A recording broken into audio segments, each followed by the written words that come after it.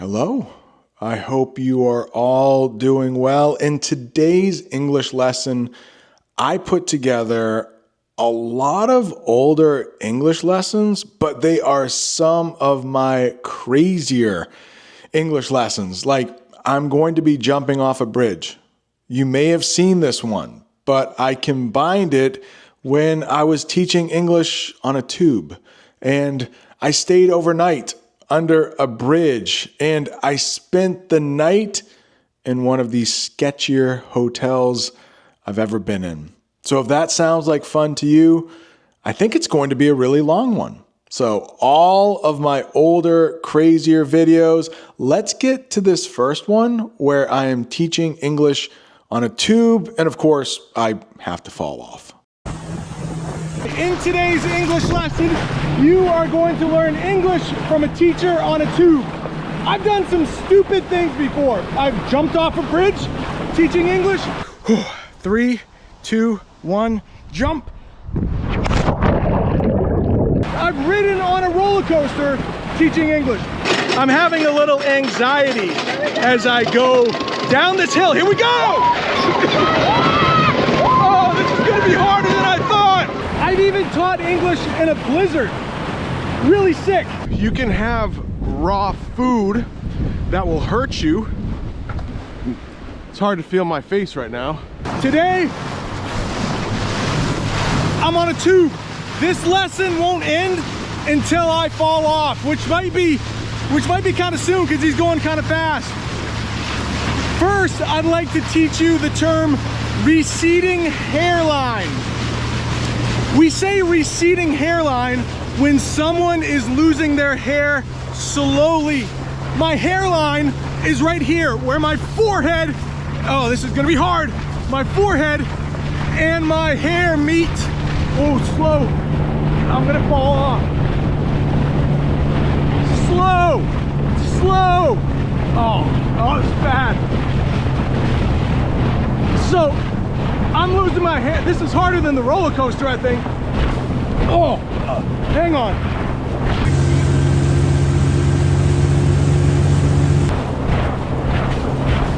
Let's talk about spotter, because I'm gonna fall off.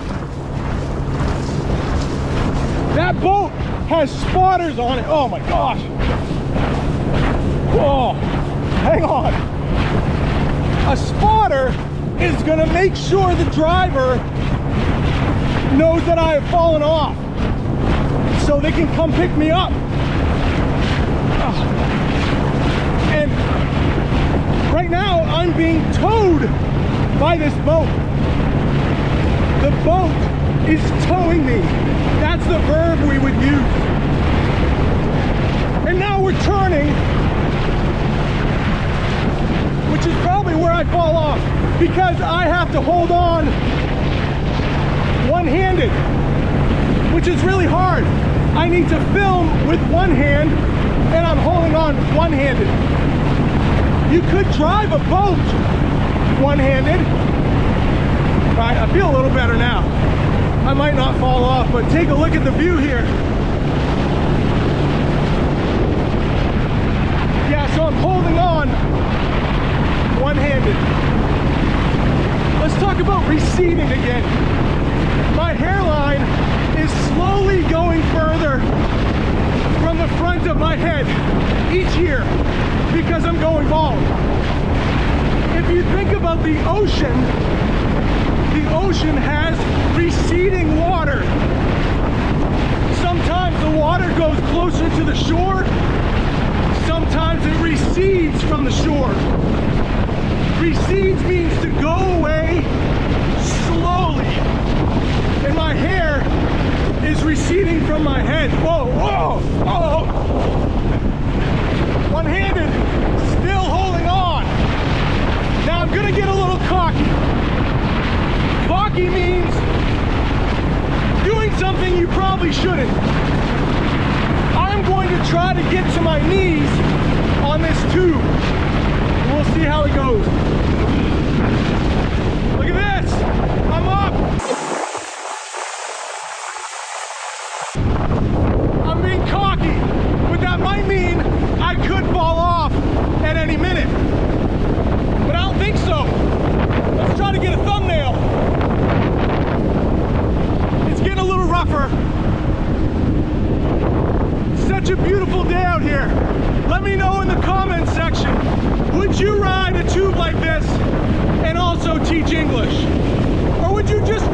tube like this. Oh, oh, some big waves coming up.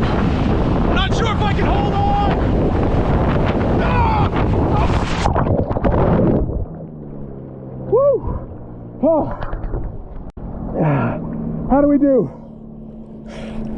The boat is all the way down there, but luckily there's a spotter to let the driver know that I fell off. And the beautiful thing about being in the water like this is that I can go to the bathroom and nobody knows.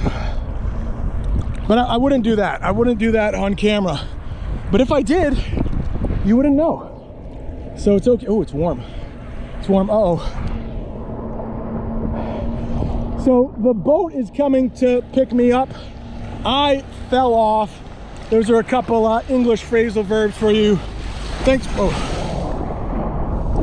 Thanks so much for watching. Don't forget to click subscribe if you like this English lesson. And right up there is an English lesson where I jumped off a bridge. Thanks so much for watching. Let's get the better sun here. Oh, here comes my tube. I forgot to say, that was a tube. I was riding on the tube. Thanks so much for watching. See you next time. Don't know what I was thinking when I said that I would sleep underneath a bridge overnight and teach English, but I did. So here it is. I don't know what that is. I don't even want to. Ooh, could be a rat. I don't even know your name, sir. What's your name? Eddie, Eduardo. Who said this was a good idea? Bob the Canadian. Would he do this? No, he's probably smarter than that. English with Lucy. Has she ever spent the night under a bridge? There are a couple kids that are walking by throwing rocks. Oh, and there's a police car. No way. All right, welcome back to another English lesson. In this English lesson, I will be sleeping under a bridge. And you may be wondering, why? Why teach English under a bridge overnight? Well, my answer is, if I taught in front of a whiteboard, that would be very boring. So we don't know what kind of crazy things are going to happen tonight, but I just got dropped off. Jamie just dropped me off, and I'm going to make my way under the bridge. Look at this. There's a nice fountain here. I think I've brought enough water, but if I get thirsty in the middle of the night, I can come down and get some water. Yeah, the bridge is right over here. I must look kind of foolish crossing the street. We'll go over what I have in my bag in just a minute. But as I cross the street, little scooter there, that looks like fun. As I cross the street, maybe I can go now. Never mind, I don't have to stop talking, but the bridge is right here. And we'll talk about what I have in my bag around my waist in just a second. And the crazy thing is, there is a festival going on here. So lots of pedestrians walking around, and they're probably wondering, why is that guy talking to a camera? The first word I would like to teach you is sketchy. So where I need to go under this bridge, it is super sketchy. I was here yesterday making sure everything was okay, and I don't think it's okay. I have to cross over this little pole here. Probably call it a rail. And we'll get to the sketchy part. But, oh, not easy to do. But when I was here yesterday, I was not alone. And it rained a lot today. The sun is finally coming out, but it's about 6 o'clock. It's about 6 o'clock in the evening. The dad shoes are going to help me get down these rocks, but they're rocks that kind of look like stairs. But when I came here yesterday, there were 3 guys. Maybe you saw it in a short I released, but it's definitely sketchy. When you think something might be wrong, something might be illegal, it's a little sketchy. So I'm a little worried as to what I will find down here. Hopefully nothing.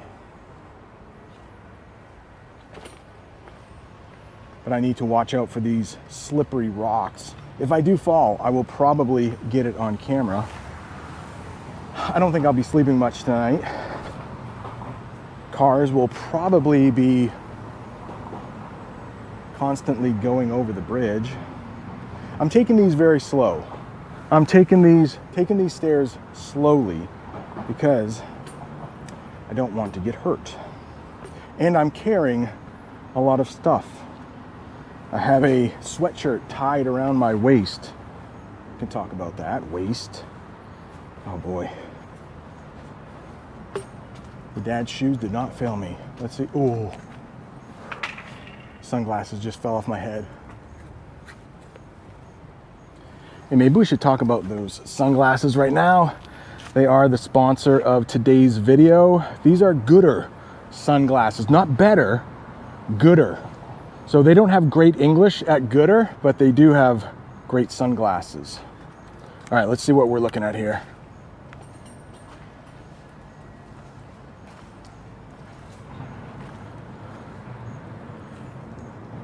Okay, looks like I got the bridge all to myself. And one of the first things I want to do is cook some dinner. Already I found something quite disturbing.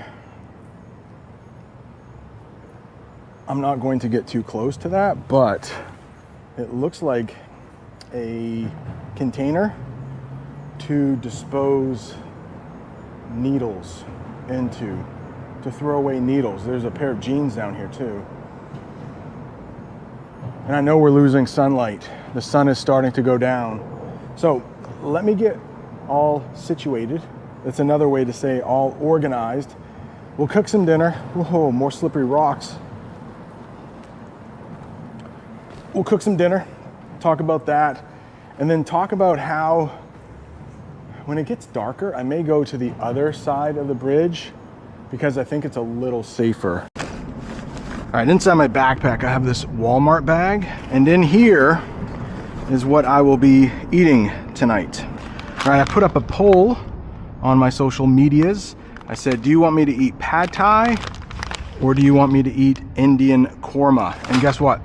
Pad thai won, so that's what we're going to eat. First thing I need to do though is get out this thing. We would call this a canister.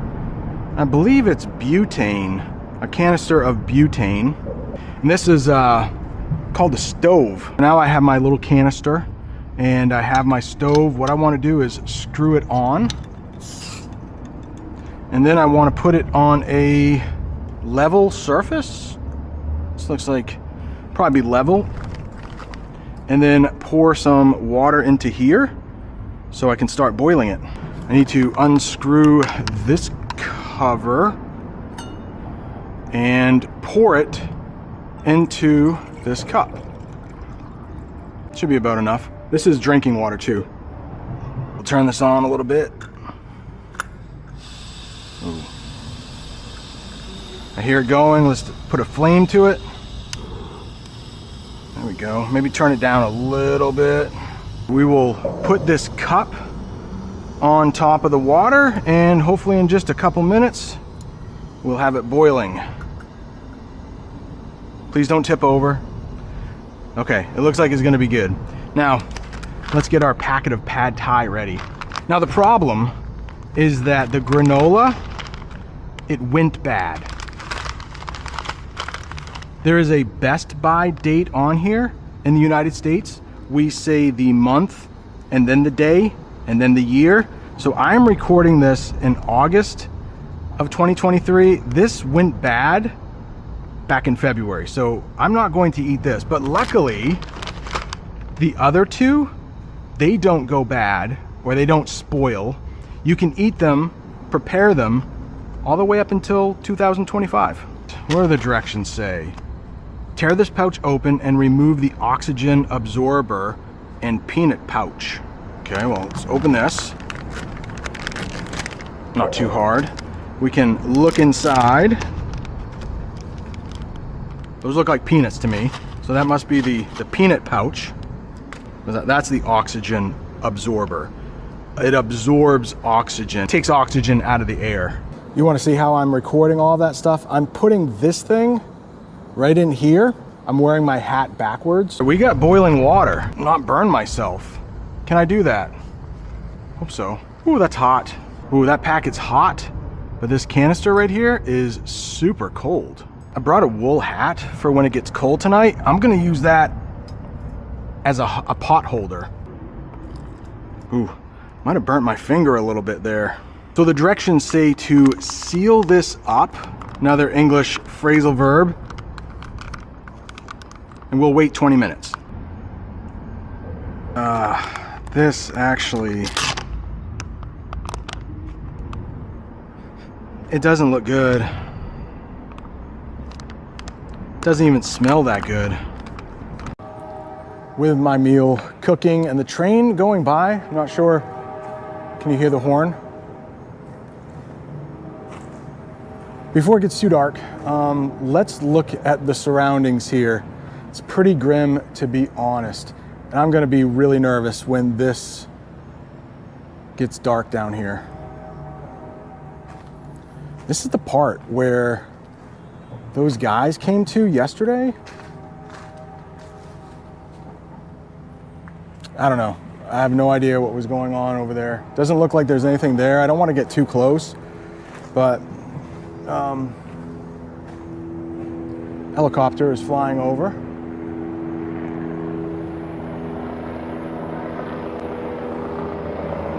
I hope they're not looking down at me because I probably look pretty silly. The river is over here, but there is a little pool, I guess we'd call it. Ooh, stagnant. Do you know that word? Stagnant means not moving, and I would call this stagnant water. It's not moving. It must have come, ooh, somebody's phone case.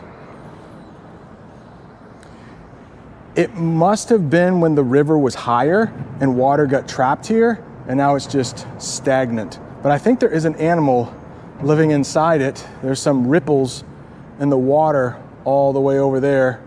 Not sure if you can see it. Yeah, the river, this is called the Androscoggin River, and it divides two cities, Lewiston, Maine and Auburn, Maine.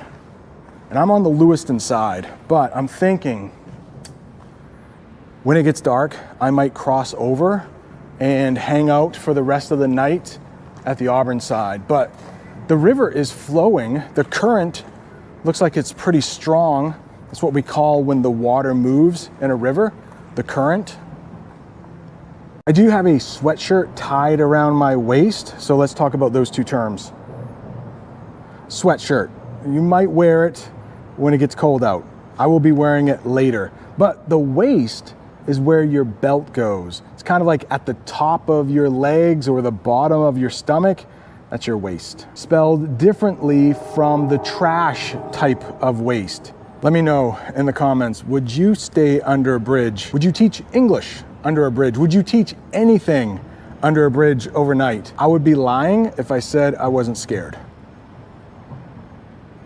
Not exactly the nicest place I've spent the night, but maybe not the worst place. I'm gonna try to think of a worse place I spent the night. Not even kidding. As I was going to grab something out of my bag, ooh, almost tripped on the rocks. A little animal just scurried there. I don't know what that is. I don't even wanna, could be a rat, could be a mouse. Over my left shoulder, we might see that animal. Be on the lookout for him. But I'm going to grab my flashlights I bought this morning, just so I will have some light when it gets dark. Somebody in the Discord, I don't want to, I don't remember, was it Raddick? Maybe it was Raddick, maybe it was Williams, I can't remember, but somebody called these baby flashlights like they were flashlights for kids. No, look at this. I don't even want to look at it, but these are super bright. And they were only $5 each. So I didn't think that was too bad. I bought two because they were kind of cheap. They might not last too long, but I think they will get me through tonight. He's just eating. Same thing I'm gonna do. He does a great job camouflaging himself. If something is camouflaged, that means you can't see it. Like in the woods, hunters will wear camouflage. That might be a groundhog, or it's a rat, I'm not sure. Please let me know in the comments what you think. Oh gosh, I think that's a massive, massive rat. He just crawled into a hole over there. Another thing I brought to eat with is this plastic fork in a plastic baggie. Call that a plastic baggie, or just a baggie. We got 4 minutes. I can't wait to eat and then get out of here, go on the other side, and it's already starting to get pretty dark. I have very low expectations for the meal I am about to eat. In other words, I don't think it's going to be very good. All right, we'll open this up and add the peanuts. I just tore it open with my teeth. My parents always said, don't do that, Brent. Should I tear things open with my teeth? All right, let's go. Peanuts are going in. We'll seal it back up. Give it a little shake just to get the peanuts mixed in. I'll get my fork out here. And you can say dig in when you're about to eat, or maybe you have made somebody some dinner or breakfast and you want them to eat. If you want to sound like a native English speaker, you could probably say, hey, dig in. And you know how much I dislike eating food on camera. I'll give this a try. Hot. Not spicy, just hot. And not very good. But the peanuts make it a little crunchy. And who knows? Maybe I can't enjoy this food. It's dropping off my fork. I'm shaking a little bit because, can you see that? I'm shaking a little bit because I don't want any more rats to walk around me.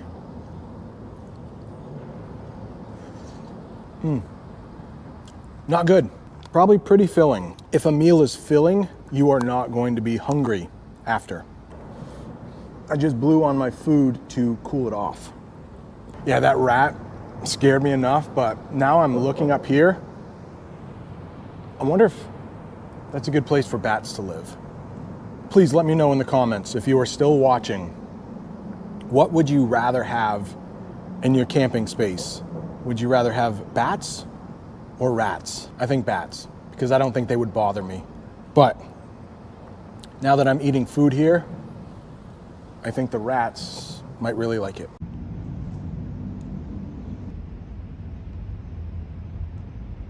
All right, I'm packing up. I'm taking my stuff, and I don't know where I will go, but probably to the other side pretty soon. But there's a little park up here, and I think that's where I'm going to go because that rat is in that hole right there. I'm trying to point to it with my head. Yeah, no thank you.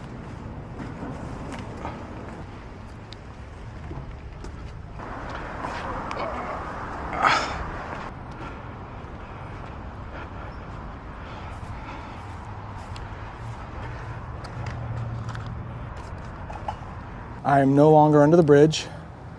I was just over there. Hey, beautiful sunset though. So I was just over there. I walked over here. I'm under a big plane, but there is a rainbow. There's the plane. So maybe this English lesson just turned into spending the night under a bridge and or a plane. So I will stay here a little while and then I will make my way across the bridge. Probably when it gets a little darker. I think that side is a little bit better. Fewer rats, I hope. There are some people taking pictures over here. I asked them if they wanted me to get out of the way and they said no, it's cool. So I don't know. Maybe they like military aircraft. Lots of that around. Well, there's only one piece of military aircraft here. That's the plane. But there is a tank and there is a Jeep. They weren't speaking English. Maybe I'll go over and talk to them. All right, I was just talking to a very nice gentleman. He is not from here. He is from the West Coast in Seattle, but I'd like to learn a little bit more about him. So let me get you in the camera here. So I don't even know your name, sir. What's your name? Eddie, Eduardo. Eddie, and where do you live? Seattle, Washington. Okay, and how long have you been here? Like a week, just. Oh, so you just got here. So, and how long will you be here for? Maybe 3 months. Okay, so you might experience a little bit of winter here? Not yet. How about in 3 months, maybe it will start snowing here? How are you going to feel about that? I'm gonna be cool. I've been in the snow. Oh, okay. Yeah. No big deal? Big deal. So I asked him off camera. I know his answer. It hurt me a little bit, but which is better, the East Coast or the West Coast? I don't say West Coast. West Coast. The views you can change it. It's like So the views are the best part Yes. about. Okay. yeah. Don't get me wrong. East Coast is nice and everything, but West Coast is totally different. Thanks so much for talking to us. Thank you. Oh man, what a nice guy. And you got to hear someone with a different accent from mine. Eddie also said that he spoke Spanish. That was fun. Now it's back to me just sitting under an airplane. I'm not going to bore you with that. I will turn on the camera again when something cool happens.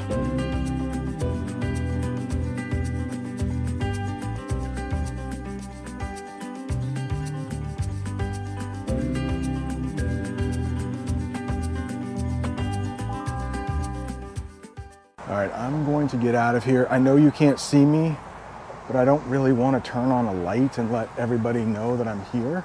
I'm gonna make my way across the bridge. I'm sure I look silly. I'm carrying a bag, a backpack, a chair, and I'm recording myself. How creepy do I feel walking through a park in the dark with a camera? Who said this was a good idea? Come on. Bob the Canadian, would he do this? No, he's probably smarter than that. English with Lucy. Has she ever spent the night under a bridge? There's a challenge. If you watch their channel, say, hey, you should spend the night under a bridge. As an ambulance cruises by. All right, I'm walking kind of fast because I don't really want to be out on the street, but so you might hear some heavy breathing. Let's get across this bridge as quickly as possible. I'm sure some teenagers are gonna yell at me as I walk across the bridge. Maybe not. I would probably do that though if I was a teenager driving by and some dude was carrying everything that I'm carrying. Hello. She was friendly. It's still not even like 9 o'clock at night, so the people who are out here probably should still be out here. Things might get a little crazy after midnight though. They usually do. Hello.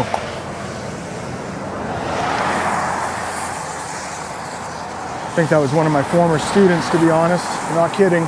English teacher Mike, when are you gonna sleep under a bridge? Marwa, Miss English teacher, are you gonna sleep under a bridge and teach English? Janet from English Era, are you going to sleep under a bridge? It's a lot of fun, trust me. Well, like I said, hopefully it's better than learning English from a whiteboard. Yeah, so I'm gonna go right down there. You can't see it, sorry. I just need to figure out how I get down there. Now, I have a really bright light on my camera. You can see me, but guess what? So can everybody else, which I'm not a big fan of, but let's walk down the bridge to the bridge and see what's going on. Somebody else is walking here too, so that could be interesting. Oh, he's turning away from me. Wise man, wise. Okay. Oh, I think we go down this way here.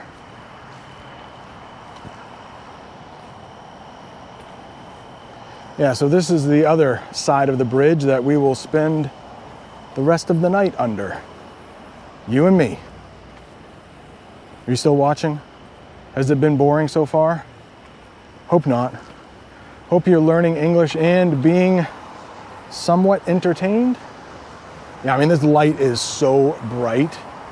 Everybody going by in a car will be able to know that I'm down here. So it's really dark, but hopefully there are fewer rats.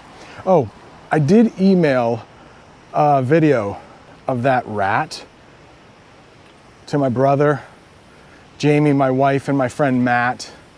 They were mixed. They couldn't exactly agree. Some said, yeah, it could be a baby rat, maybe a baby beaver. Sounds like there's some water dripping down here.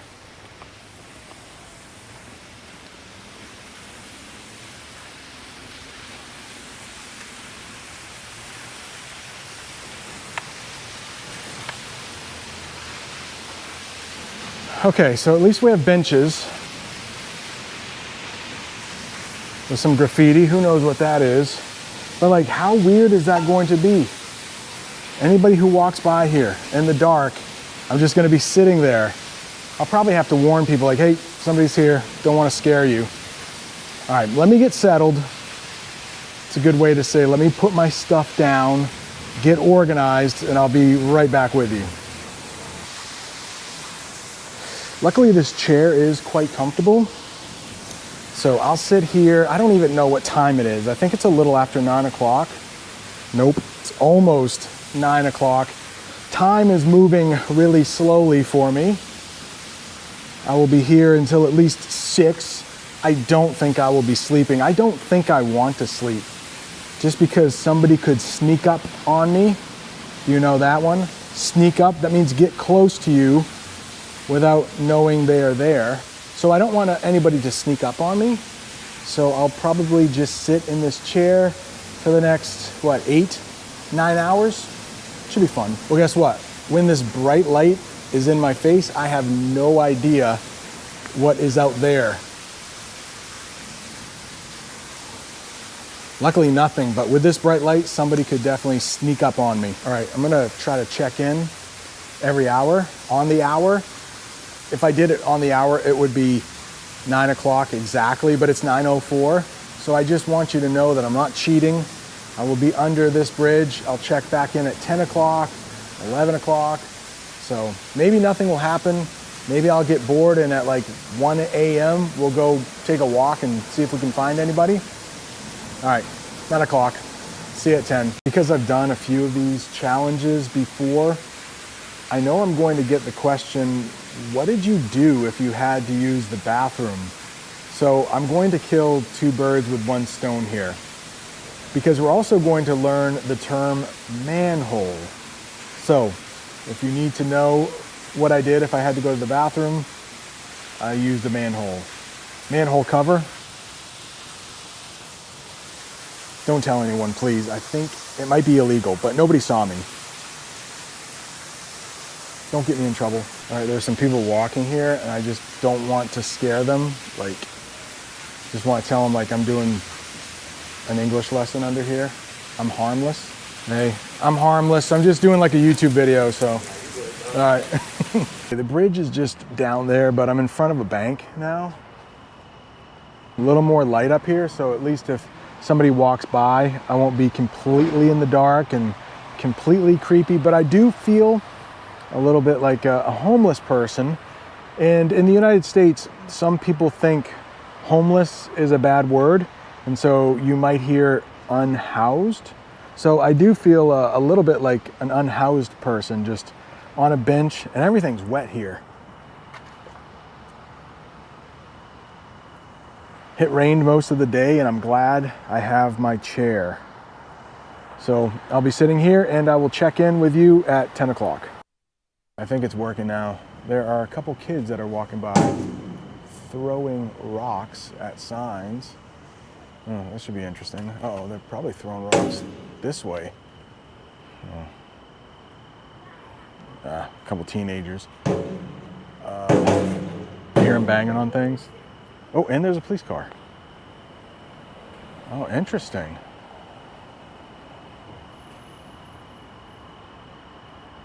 No way. All right, let me shut the light off and we'll see. Those kids were chucking rocks. I do have it on video. Should I go over there and tell the officer, hey, listen, I have that on video?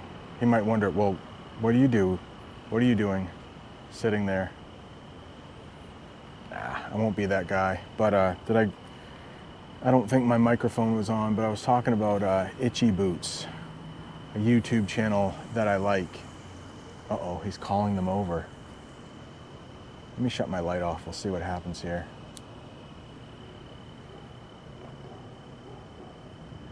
Oh, he's getting out of the car and talking to him. I wish, I'll use my iPhone. How about that?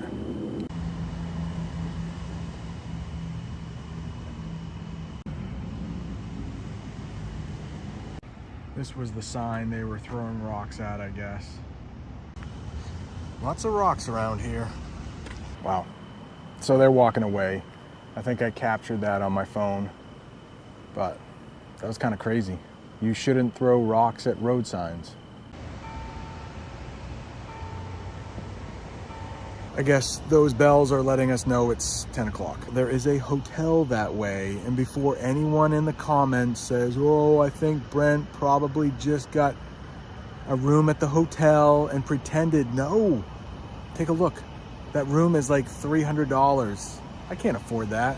No, I'll be right here. Okay, it's almost 11 o'clock. I can't show you that because I'm using my phone, but there was a little bit of a commotion just now. A lot of vehicles with sirens went roaring by. It's another verb you can use when something's loud and fast. It went roaring by. And I don't know, I'll zoom in. I don't want to get too close, but it looks like a fire truck, police car, 2 police cars, fire truck and an ambulance, I think, 4 vehicles.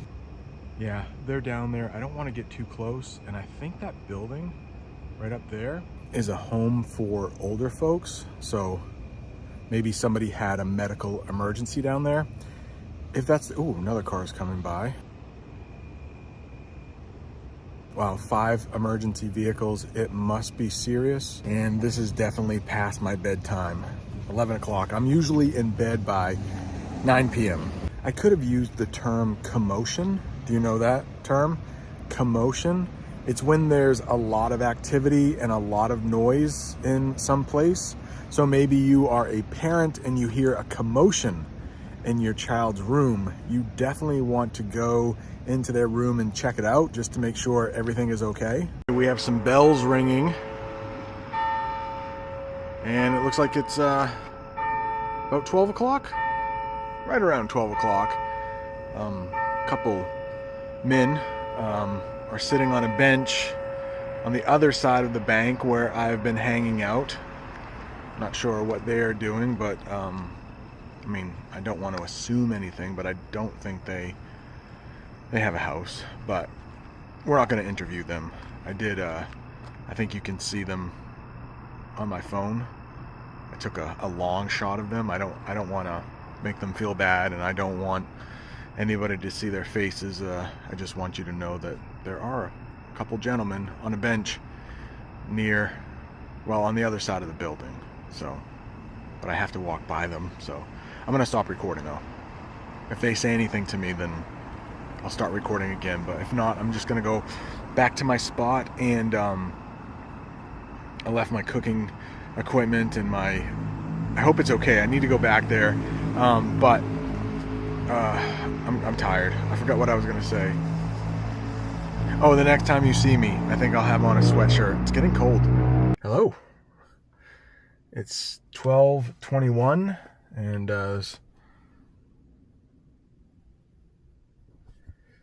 quite a few people out and about, and you'll notice I'm now in a car. So right after I filmed that 12 o'clock update, I texted Jamie, my wife. I said, hey, are you still awake?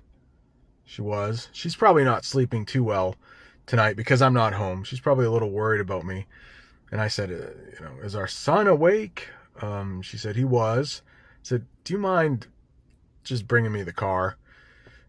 So they drove down here and left me my car. Just a lot of people walking around, and I felt really vulnerable not having a place to go.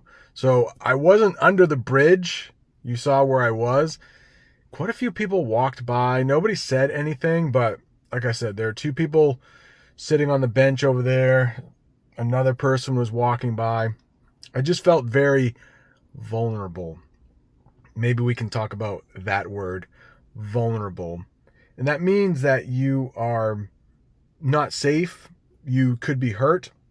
If you think of a turtle, they have a shell on top.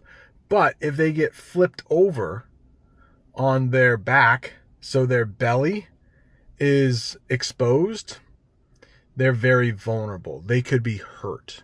So I felt very vulnerable at almost 1 o'clock in the morning and with nowhere to go.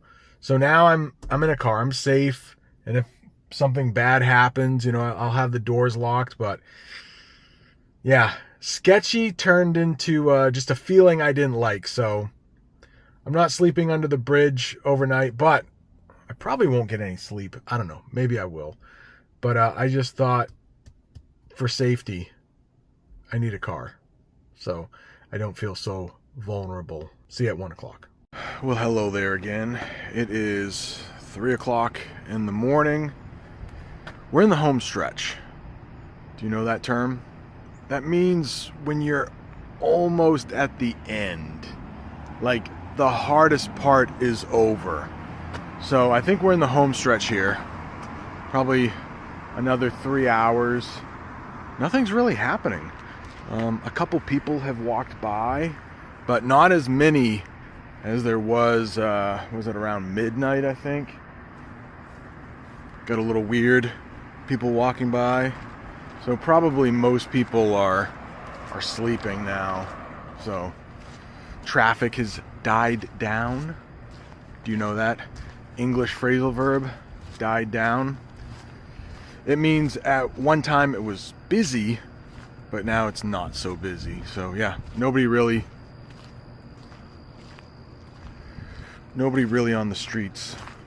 Let's try to cross the street, actually. We'll go to the other side of the bridge.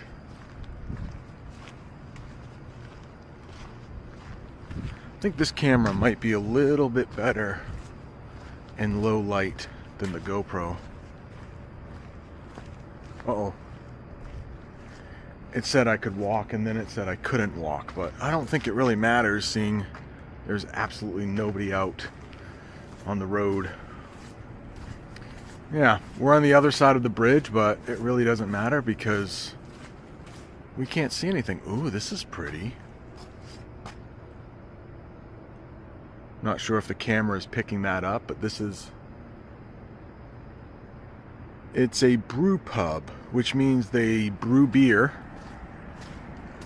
in these tanks. They brew beer there, but I mean, they're closed. It's 3 o'clock in the morning, but they've left those lights on. Very pretty. Got a couple cars there. All right, I will see you at 4 a.m. Well, what do you know? It's almost 4 o'clock. Hopefully the next time I check in with you, the sun will be just starting to come up. I don't know, I think so, right? Almost at 5 o'clock. But one thing happened over here at the hotel. I heard it. Somebody came out of the hotel rolling their luggage, and then they got into the car. So people are starting to wake up. The like really, really early birds are starting to wake up. So that's a good sign. When I'm not on camera, I'm actually quite tired.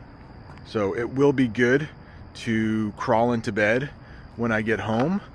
But 2 more hours to go, I think. 2 more hours to go. And have I mentioned? I think there will be a surprise at 6 o'clock. Whoa, hey, there you go. Should be 4 chimes. 3, 4. All right, 4 o'clock. See you at 5. It is very nearly 5 o'clock.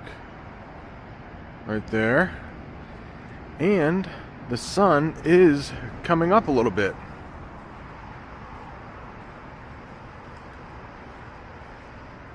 I'm hoping the camera will pick that up. You see, oh yeah, you can kind of see it right behind me a little bit. And it's cold out. Hey Siri, what's the temperature? 58 degrees. It's pretty cold, I think, for the summer. See you at 6 o'clock. All right, the sun is definitely getting higher in the sky, and I was alone most of the night, but I'm not alone now. There are quite a few people gathering for some reason, but you don't know yet, right? I'm trying to keep that a secret. I'll let you know in just a second. And right down there is the part of the bridge that I spent the night in. Well, part of the night. The early part of the night was on that side, and then I filmed a few segments down here. But it was way too dark, so I came up there to those benches for a little while. That's where we saw those kids hitting that sign with rocks. Everything looks a little different in the daylight, doesn't it? Do you remember the sound of the rushing water? This is where I was. There's the water.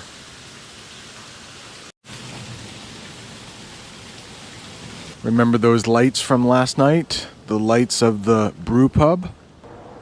Well, that's the surprise. There will be a bunch of hot air balloons in the sky in just a few minutes. And while we wait for that to happen, I must say, I am extremely exhausted. That is another way to say you are really tired. I did not sleep one wink last night. But guess what? When I get home, I will be going straight to bed. Just as soon as these hot air balloons get in the air, and it seems like it's taking forever. These balloons have got to go up at some point. It is 6:46. These balloons were supposed to go up at 6 o'clock. Some guy just yelled launch. That means they should take off. That's an English phrasal verb, but it is a balloon launch. Some little kid is crying. I'm just gonna put up some footage of balloons in the air. It's probably better than the balloons that are here. And I'm gonna go to bed. Yeah, I'm not the only one leaving. I don't know what's going on. As I'm talking, there are probably some balloons going up right now. I'm sure they're beautiful, but my bed is calling my name. Yeah, people are leaving.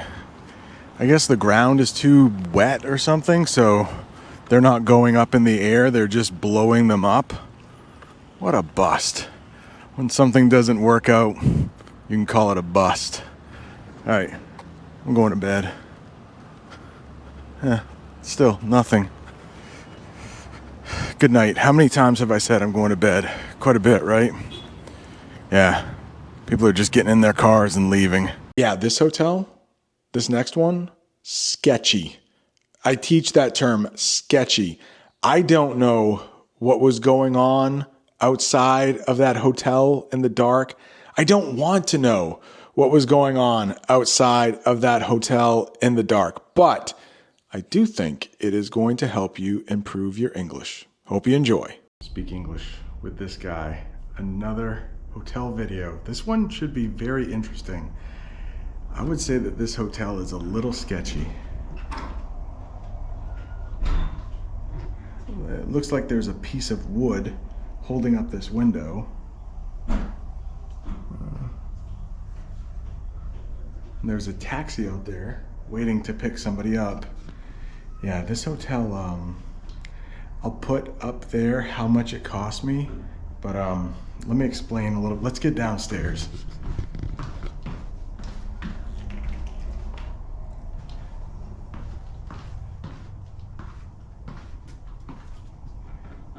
There's a luggage cart right there. And someone's coming in. Hello. Sorry. Are you going up this way? Okay. You won't be on camera. Okay. All right, let's go this way here. Yeah, so this hotel, we arrived very late, and there's a concert going on nearby. We are here for hockey, but there's a concert going on nearby by a man named Garth Brooks. So there were no hotels to be had around here, so we're staying at this one. It's called the Baymont, and I would say this is very sketchy.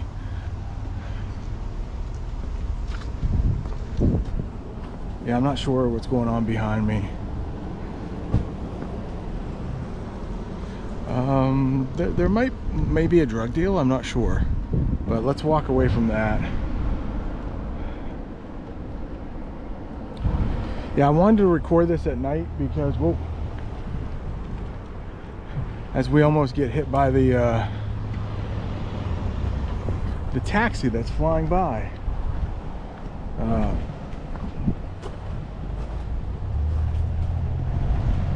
There's some woods around here. Maybe a good place to dump a body. Dump a body means somebody was killed and the body goes over there.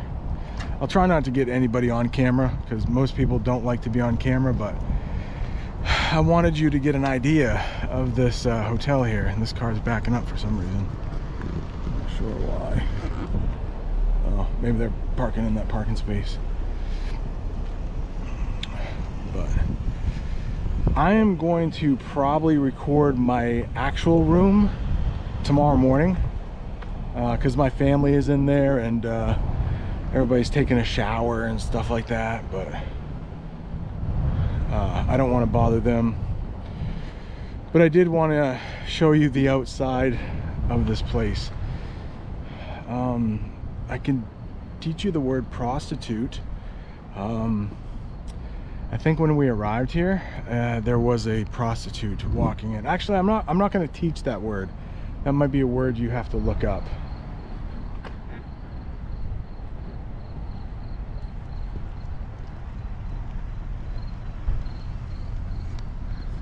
There's another cab for some reason. That's the second. Oh, I think I've said cab a couple times. That might be slang for taxi, but yeah, 2 taxis so far, or 2 cabs.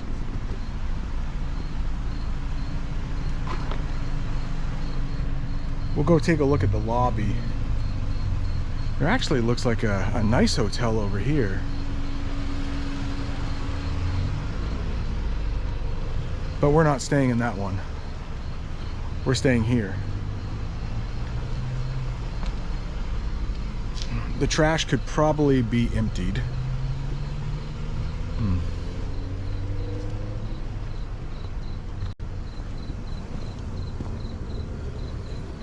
Looks like the grass could be mowed.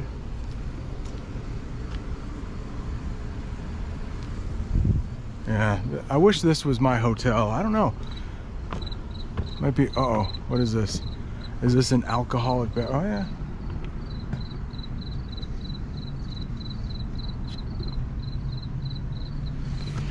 It's still cold. I can't quite tell if that's an alcoholic beverage or not.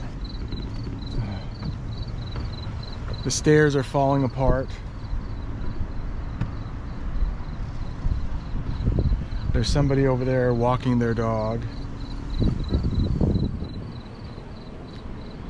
A lot of people are getting into that taxi for some reason. I'm not sure why, but maybe they don't have a car. Maybe they're going to the airport or something.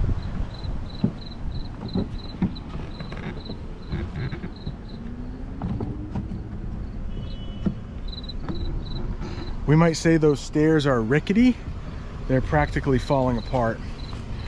Let's go inside here. Hopefully they don't ask me to stop recording, but like always, I'll try not to get anybody on video.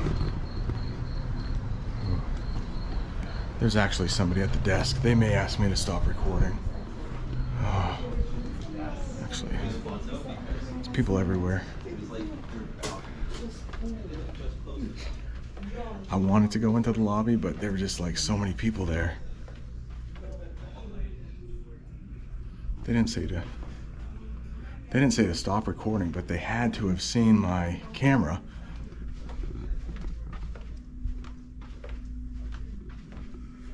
Yeah, I think this is going to be the strangest hotel English lesson ever. We can go check out the vending machine. I don't think they have a gym to work out in. I don't think they have a pool. They do have ice though. Let's see if it works.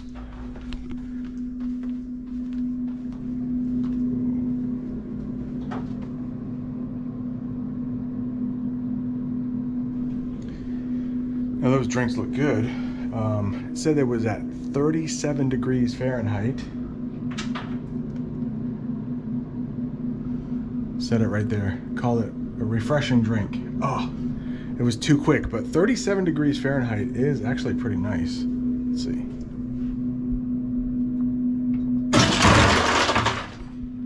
ice machine works. All right, and there's somebody down there. A lot of people here, even though it is pretty late at night.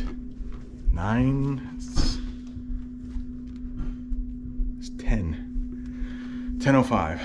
So, like I said, I think the next time you see me, we will take a look at my actual room.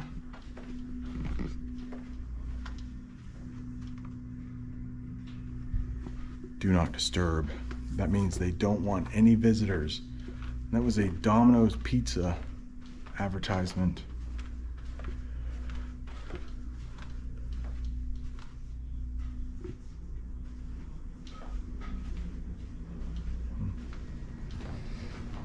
Oh, what's under here? This is where we came out.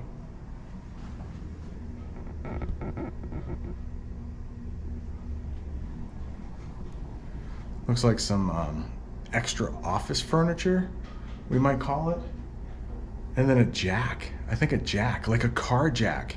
A car jack would lift up a car if it needed to be fixed. I think there's a car jack back there.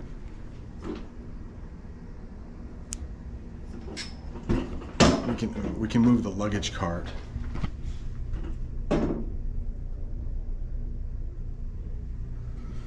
Yeah, I think that's a car jack. Ooh, I heard somebody. All right, next time you see me, I think we'll be in my room. When I finished filming, I thought I would just go to my room and stay there. But my wife, Jamie, my nickname for her is Bugs. She said, if you are near the waters, can you bring? You know, not exactly perfect English, but you don't have to use perfect English when you're texting, right? What she meant was, in our car, we have waters. And if I was filming near the car, could I grab waters? I got all the way up to the room. Before I read that message, so I'm going back out, and I thought I would film just in case anything crazy happened. But it's the hotel is right near the highway, so I'm hoping that it won't be too loud. But if you've seen, oh, it smells like weed, marijuana. Most people in the United States will call it weed. If they're older, it might be pot, but oh my gosh, it smells pretty heavy. It is, I think it's legal in the state. It's illegal in the state that I live in, weed, marijuana. Let me know in the comments, is it legal in your part of the world where you live? I do want to do an English lesson at a weed shop. If I can find a weed shop that will let me, oh, here's our car. If I can find a weed shop that will let me film in there. All right, this is, we call this a key fob. Make sure it's unlocked. Is it unlocked? Okay. Yeah, it's unlocked, and there are the waters. It's called Poland Spring Water, and they're a main company where I live. So I'm just gonna load this bag up.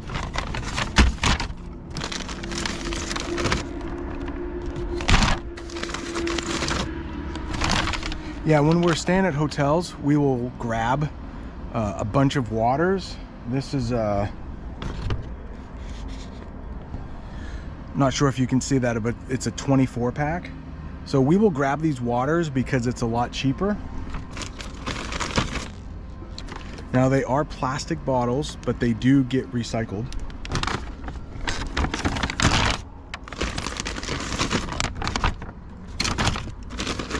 Just grabbing a bunch. And then we have a refrigerator. We have a refrigerator in our room, so we'll have a whole bag full of waters that we can drink, and it won't cost that much money. There are vending machines. Each soda or water is probably $2 or $3 anyway. So, oh no, I don't have a key to get back in.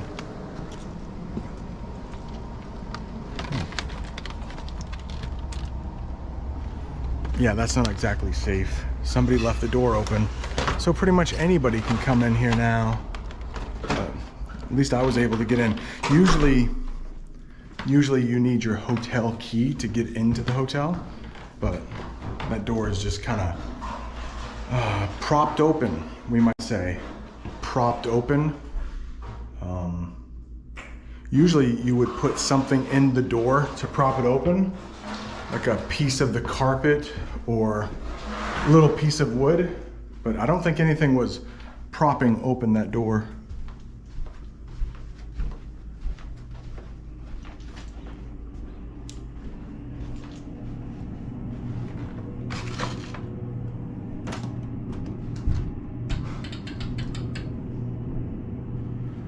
Well, it's actually $1 for a can of soda. Looks like they have Coke, Sprite, ginger ale. Do you know what that is? Ginger ale. Some people love it, some people hate it. I kind of like it. All right, we're getting close to my room. I got my Old Navy bag that is an American clothing store. We bought some clothes today. I needed socks, and shorts. So I got a couple pairs of socks and a couple pairs of shorts. All right, next time I see you, we'll be in there. Did I mention peephole? That little thing on the door is a peephole, so you can know who's knocking at your door. I need to knock right now because I don't have my hotel key.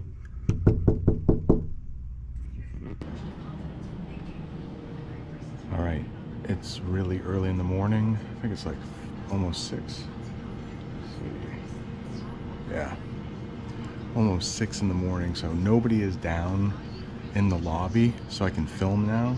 But unfortunately, breakfast isn't for about another hour. Starts at 7, and they don't want you to bring your breakfast back to your room, probably because it's just, I don't know, make a mess in there. Maybe ants, especially this time of year. This is early summer, late spring. We have a lot of ants in the United States, and if you bring food into your room and leave it there, it might cause you to get some ants.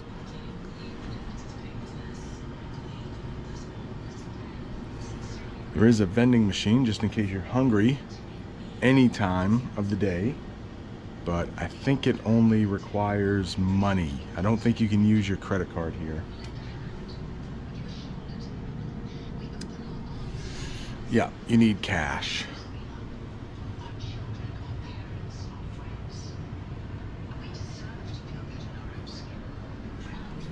But I guess if I wanted some breakfast, could probably have some coffee. That looks like it's running, and maybe cereal, but doesn't look like there's any milk. Unless it's over here.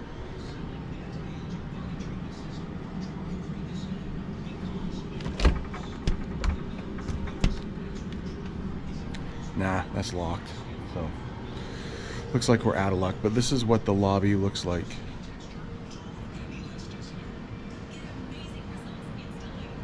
It looks a little nicer during the day. I'm gonna check those woods to see if I see any bodies.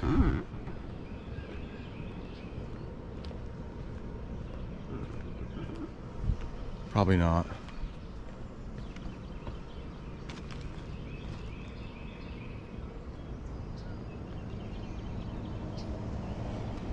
Actually, it seems quite nice. Here's what the hotel looks like in the daytime.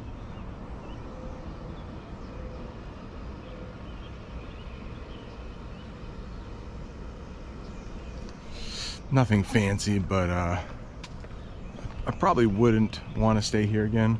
If there's a chance, my son has an early hockey game, so I'll try to show you the room, but we literally, I wake up early. I'm an early riser, but my son and my wife like to stay in bed as long as possible.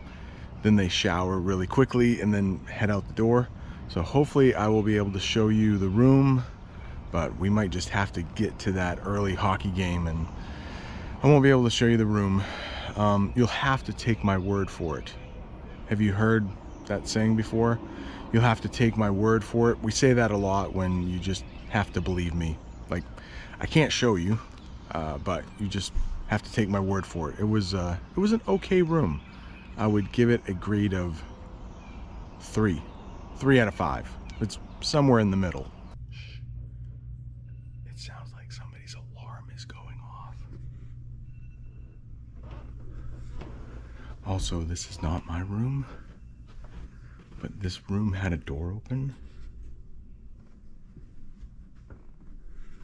so we can see what a room looks like.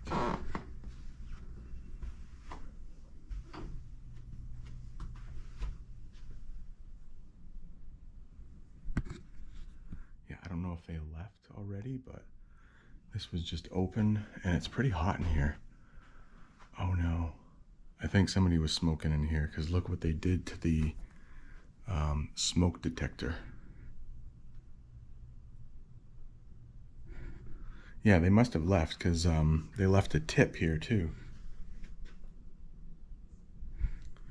So sometimes you leave money for the people who clean your room, especially if you've left it messy, but this looks pretty clean. This bed is made actually. So nobody slept in that bed. This bed is unmade. So it looks like somebody slept in that bed. The covers are messed up a little bit. They are in a little bit of disarray, we might say. Yeah, the covers are messed up. There's a safe in here. If you have anything very valuable, worth a lot of money, or special to you, you could put in there. You might also hear that called a strong box.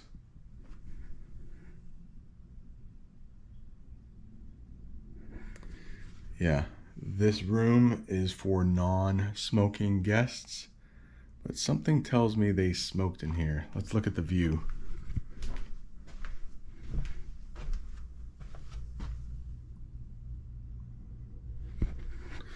Nothing special. This guy is walking towards the car, so let's get out of here. In today's English lesson, you are going to learn English while I sleep overnight here in the cemetery.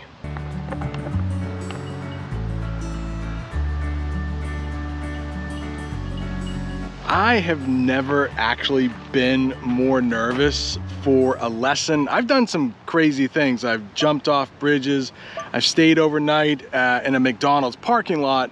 I thought this one was going to be pretty safe, but so far, I've been here for a little while and there have been 4 trucks that have come by, I think to visit family members. So I don't think I'm going to get caught tonight, but it also wouldn't surprise me if I got caught just because there have been so many people visiting.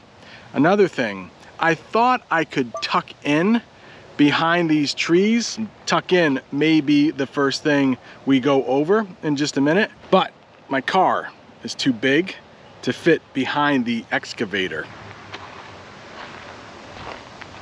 So this cemetery has an excavator, of course, to dig the graves, and I wanted to tuck in right out back there because it would have been really stealthy. If something is stealthy, it's secretive. It's a secret. You wouldn't be able to see it. But I am out here and really out in the open.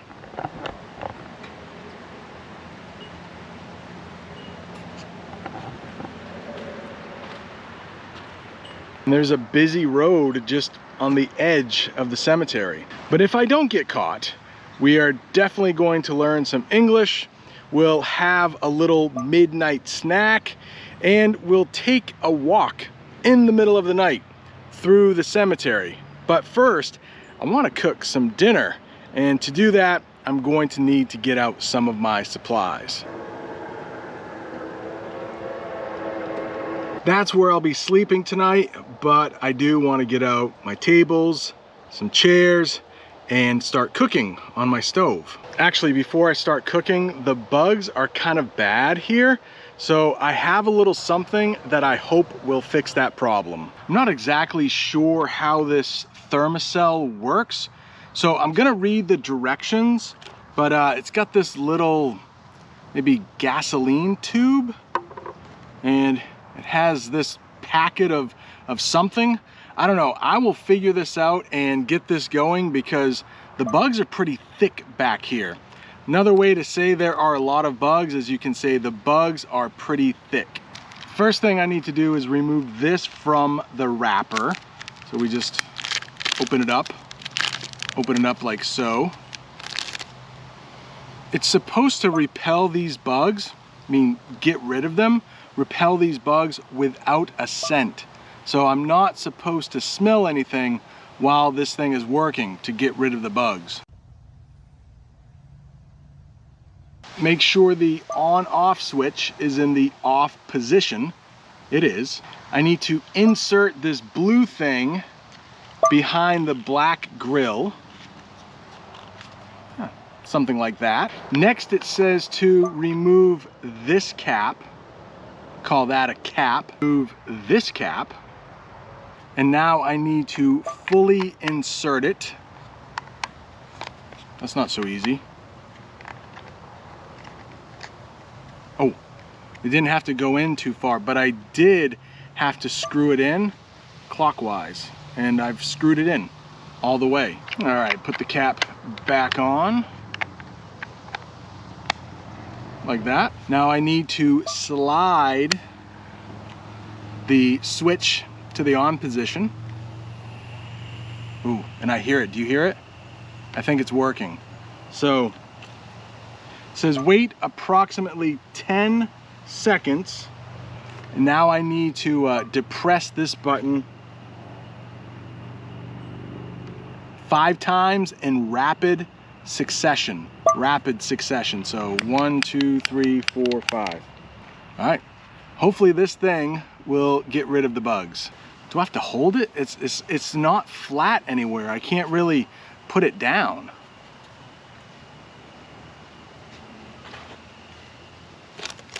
I guess I'll just put it on its side like this. But the bugs are gone. It said it would take about 15 minutes, but really the bugs are gone. So I'm not a sponsor for this product or anything. If you want to check it out, there is a link below, but I think it kind of works.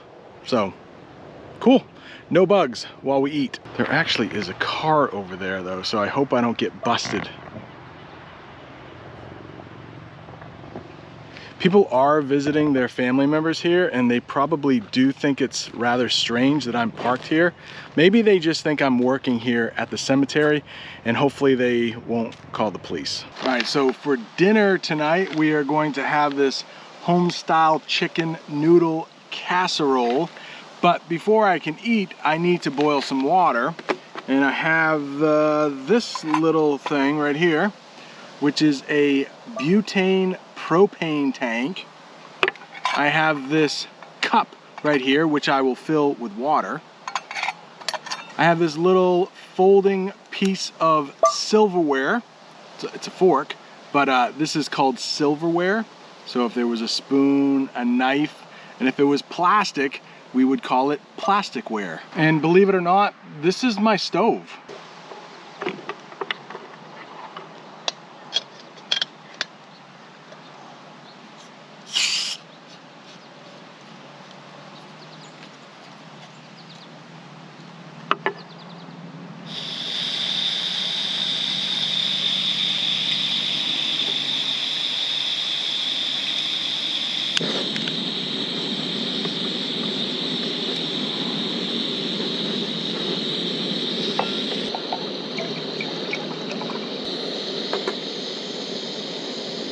It should take about 5 minutes for that water to start boiling, and when it does, I will pour it into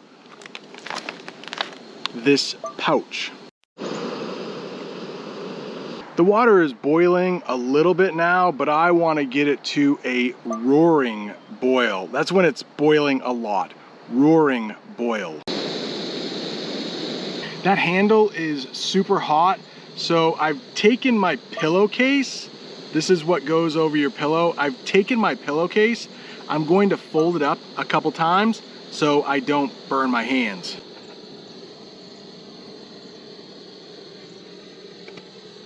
We might call this a homemade pot holder. Pot holder protects your hands so they don't get burned while you're cooking.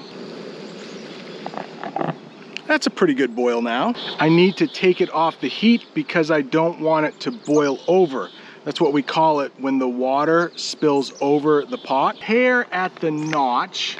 The notch is right there. Tear at the notch. I'm gonna open this up. Ooh, this is what it looks like uncooked. Let's get a better view. It actually smells pretty good. If I don't burn myself, it will be pretty impressive. All right, here goes nothing.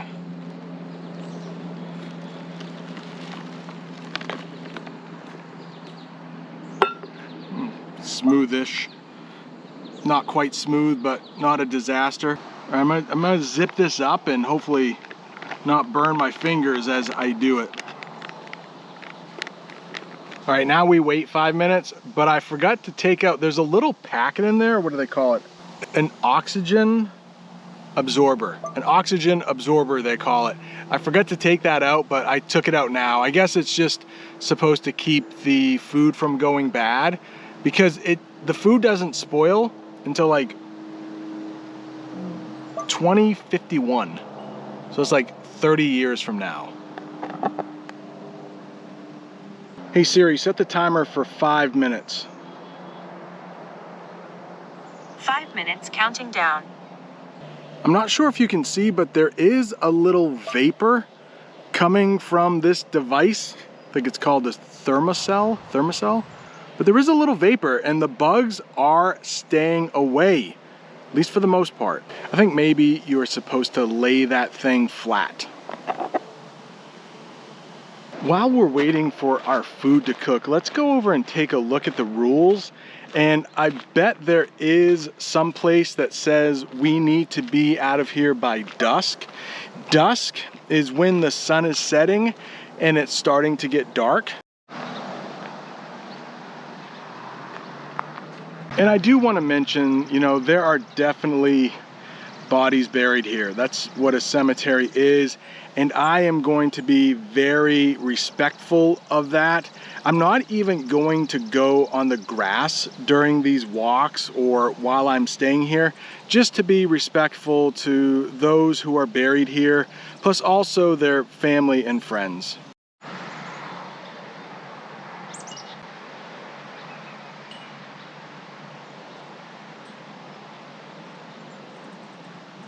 I actually didn't see any rules about staying here after dark, and I just hope the police don't come by just to check on the area at night, because they will surely see my car parked there. All right, I'm pretty hungry. Let's go back and see if our chicken thing is ready. On the way back, I noticed there was a little bin for items not allowed, and I'm surprised to see the things that you can't put on a person's gravestone.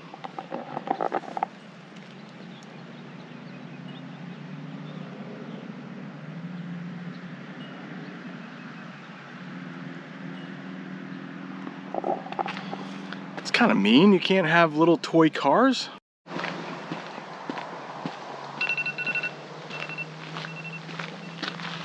Oh, I just read on the package, it's not ready yet. I need to open it up, stir it, and then let it sit for 4 more minutes. There's actually somebody here. I hope they're just visiting a grave. I hope they don't see me. I hope they don't care that I'm here.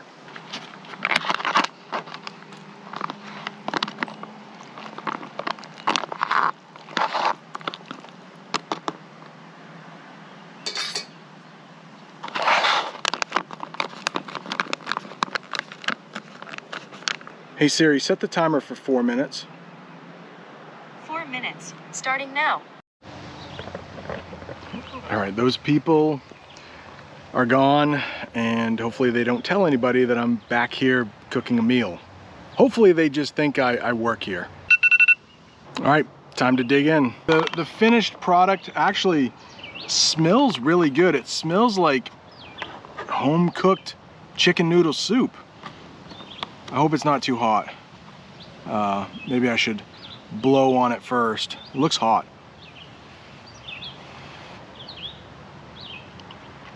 Not too hot. Tastes pretty good. The chicken, a little rubbery though. When the chicken is a little too chewy, you might call it like rubber and say it's a little rubbery, but the noodles are good.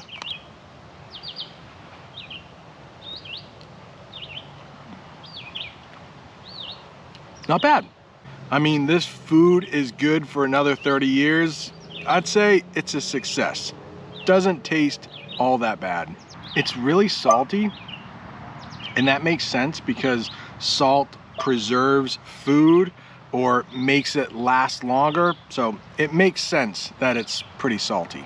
It also says on the package that this is 2 servings, which servings means it's made for 1 person. So if there are 2 servings, it's made for 2 people. But since I don't have any side dishes, I'm gonna eat the whole thing. This food will have to last me until our midnight snack. And a midnight snack is exactly what it sounds like. It's a snack that you have around midnight. It doesn't have to be right at 12 a.m. Let's learn a couple English vocabulary words before it gets too dark.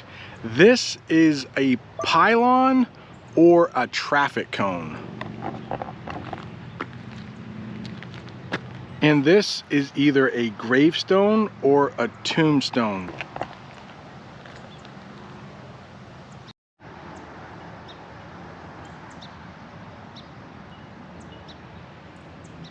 There's a big, ugly cell tower over there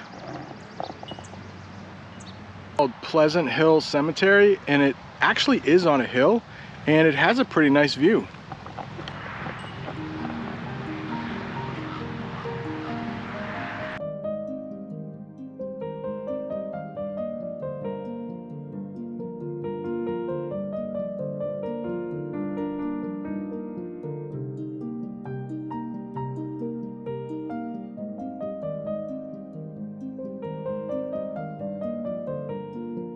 In this cemetery, there's a little water pitcher and a faucet so people can water the flowers. There are some pretty old gravestones here. Some people were born in the 1800s. It's cooling off nicely now that the sun is down. It was pretty hot earlier today, but I'm going to climb into my car and get ready for bed. Okay. I have my snacks all ready for our midnight snack. I'm going to study a little Italian while there's a little bit of light left, and then I'll probably head to bed. And then of course, wake up at midnight for our snack, and then maybe 2 a.m. or so and take a walk through the cemetery. See you then. One more thing I forgot. Yeah, I am a little worried about the police just driving by and checking to make sure everything is okay, because sometimes in the United States, cemeteries get vandalized, which means for a cemetery, people might knock over gravestones, they might push them over or spray paint them with graffiti.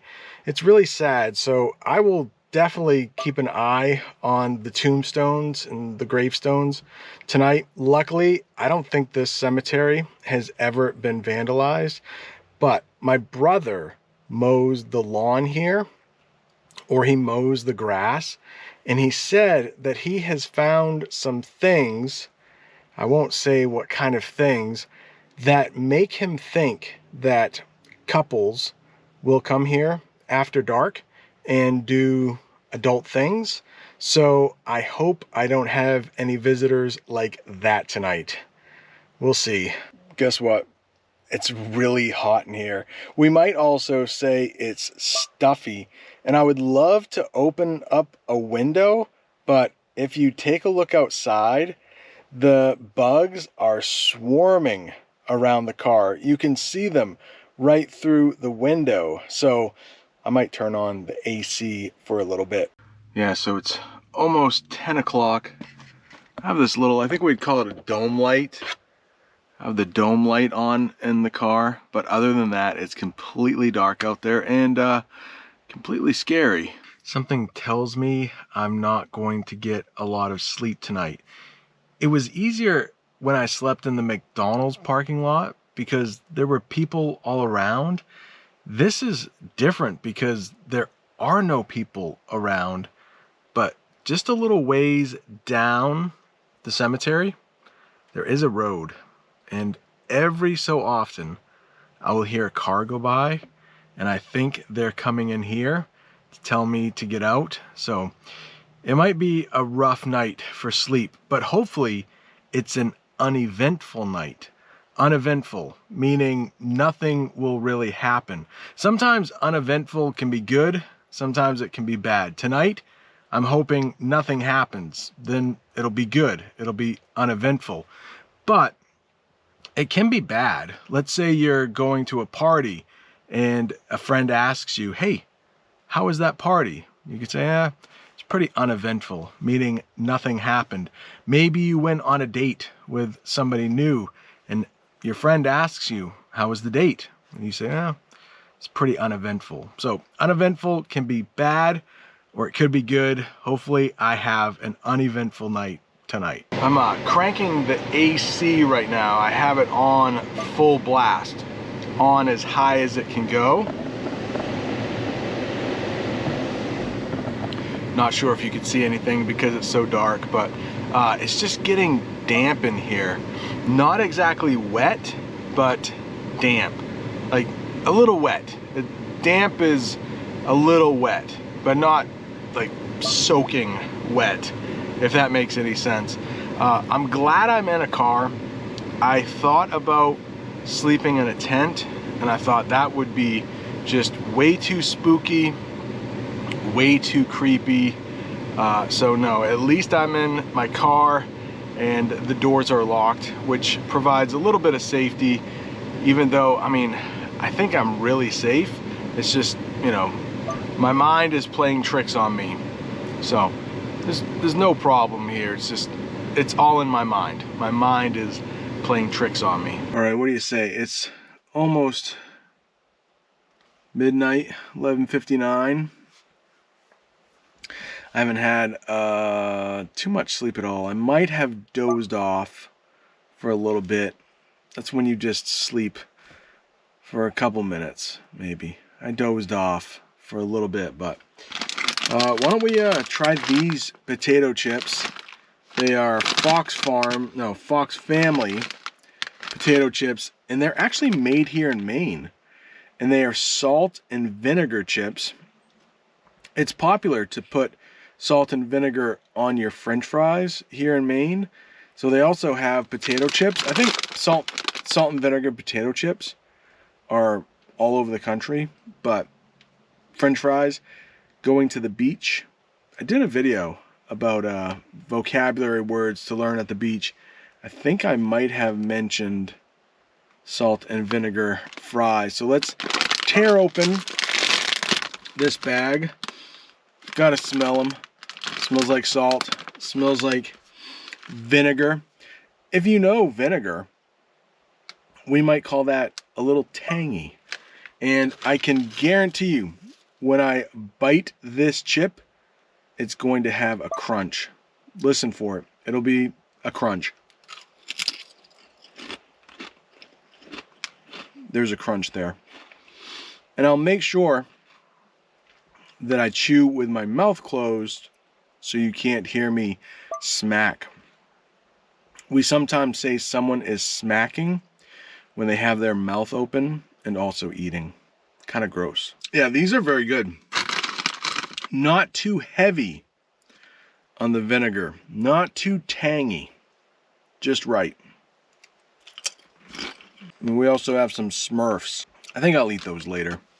It's been very quiet here tonight in the cemetery. The road, it was once loud. Now it's not too loud. Not too many cars going by. I'm going to have a couple more chips. I'm going to try to get a little more sleep. And then in a couple hours, we'll take a walk through the cemetery and see if anything happens. Hopefully, it will be uneventful. All right, it's 2:37. I haven't slept a whole lot, but let's take that walk through the cemetery in the middle of the night.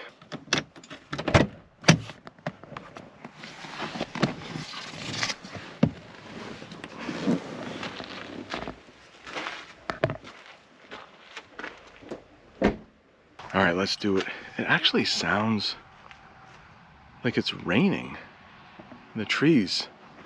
I don't feel anything. You can't even see anything though, can you? Actually, there might be a heavy mist.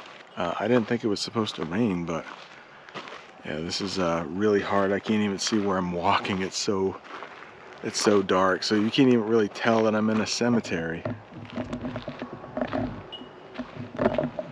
But I promise I am, and I think it's raining, but I don't feel anything. When I turn the camera, there is a really heavy mist. Yeah, not quite raining, but a heavy mist. Yeah, I have the light off now, and yeah, it's a little freaky. I'm actually gonna go back to my car, but I hear something in the woods. It's just that rain falling. I don't feel it, and there is a light on one of the gravestones. The camera won't pick it up, but it is it's a little freaky. So yeah, let's go back. But other than that, it's pretty calm out and completely dark. All right, you probably can't tell, but I'm back inside my car. The doors are locked. I feel a lot better. I mean, there's nothing out there, I'm sure. It's a little freaky walking through a cemetery in the middle of the night. So a couple more hours and I'll be able to go home. As soon as the sun comes up, I'll show you, and then I'm heading home. Why do I do these stupid things? I hope you're learning English. Sometimes they're fun. I mean, it is fun, but it is pretty dumb, right? Sleeping overnight in a cemetery. I mean, English with Lucy never does these things, right? I'm all packed up and ready to go. Somebody's actually already, I don't think my camera will pick it up, but somebody's actually walking around here in the cemetery. So it is, where's my phone? Let's see. It is 5:01. 5:01, so I say we did it. Let's get out of here before we get caught. We didn't have any visitors. The police didn't come. I did see a skunk, and I wasn't quick enough to get the camera out. But yeah, the sun is definitely up. This guy is walking towards the car. So let's get out of here. If you like this, this is the 5th English Teacher Challenge. So if you like this, there's a playlist right up there so you can learn some more English. Thanks for watching. See you next time. Brent here from American English with this guy. I think this is going to be English Teacher Challenge number 11. It might be 12. But in this English lesson, I cannot stop recording for any reason. But I do need to deliver a good English lesson so that you can improve your English. But even if I make a mistake, I have to keep rolling. I cannot stop the video for any reason. Right now, I'm walking in my neighborhood and it is cold, really cold, and a little icy. So it's cold and icy, and that's what makes this even more of a challenge. Plus, I have to have a light on, and it makes it hard to see what's in front of me. But in this English lesson, I want to tell you a couple stories about what happened to me last night, what is not going to happen to me in a couple weeks, and why I have no beard. But before that, let's talk about the weather and talk about a couple English terms. Is the camera crooked? Is it straight? I'm a little worried about that. Hopefully I don't slip on the ice. It's hard to see.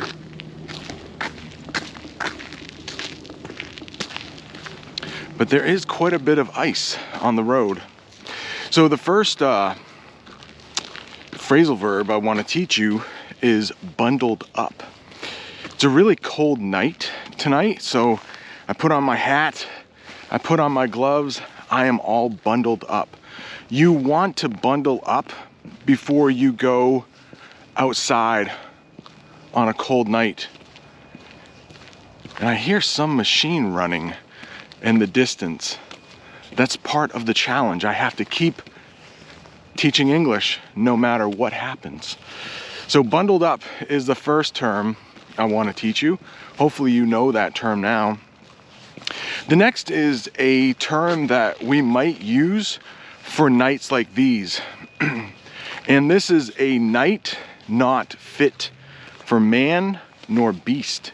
So this is a night not fit for man nor beast. So you don't want to be out in this weather. I'm sure you know what a man is. Well, I'm a man and I'm out in the weather, so I don't want to be out here, but this is part of the challenge. A beast, that's a wild animal. So if you have a pet dog, you wouldn't call that a beast, but maybe a wolf out in the woods, we might call that a beast. So an animal that is wild, that is not tamed. And you notice that I used nor there instead of or. That's just the way the saying goes. A night not fit for man nor beast. So older saying, we keep the nor. Hopefully that's something new for you. You will hear it when a night is cold or maybe a little stormy. All right, the next thing I want to talk about, making sure no cars are coming down the street. The next thing I want to talk about is why I have no beard. Tonight is Christmas Eve. So it's the night before Christmas Eve, which is the night before Christmas. So tomorrow is Christmas Eve, the next day is Christmas. So this is technically Christmas Eve. You will hear that saying every so often, and I am really disoriented. That's another term I can teach you. If you don't know exactly where you are, I'm not lost exactly, I'm just disoriented. I don't know exactly where I am. I'm still in my neighborhood, so I'm not lost. I just don't know how far down the street I am. All right, I think I need to turn here. So the reason I don't have a beard is because my wife and I, we don't really exchange presents. It's a good verb to use. If you give someone a present and they also give you a present. I don't know if you heard that bang, but I think it's so cold that some of the wood, if it has water in it, it pops and it makes a really loud bang. That happens on my back deck sometime. It's made of wood, and when it's really cold, you'll hear some popping. It's also 15 degrees Fahrenheit out here, but the weather, it's a little windy tonight, so it actually feels like 3 degrees Fahrenheit, and I will put what that is in Celsius on the screen. All right, back to my no beard Christmas. My wife and I don't really exchange gifts. Like, we'll give our kids gifts, but we don't give each other gifts. We don't exchange gifts. So she really likes it when I don't have a beard. I think she's the only person in the world that likes my face better when I don't have a beard. So I told her, hey, for Christmas, I will shave the beard off. But guess what? As soon as December 26th rolls around, I'm letting the hair grow back. So last night, check out my Instagram too, if you want to see some of the pictures from last night. But not too far from where I live is a city called Portland, Maine. And they have really good food, really good restaurants. So we had a date night, you might say. And that is when a couple might leave the kids at home and spend time with each other. And that's what we did. There's a little bit of a hill here, so I'm a little out of breath.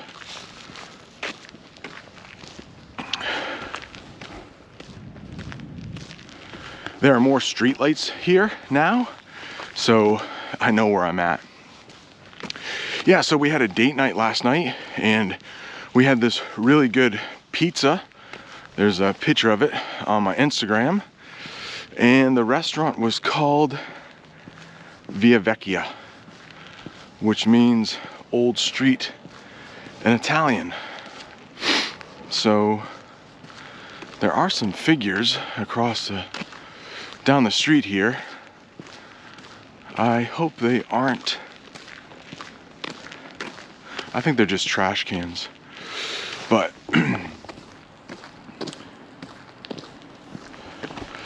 you probably can't see anything. It just looked a little weird for a second.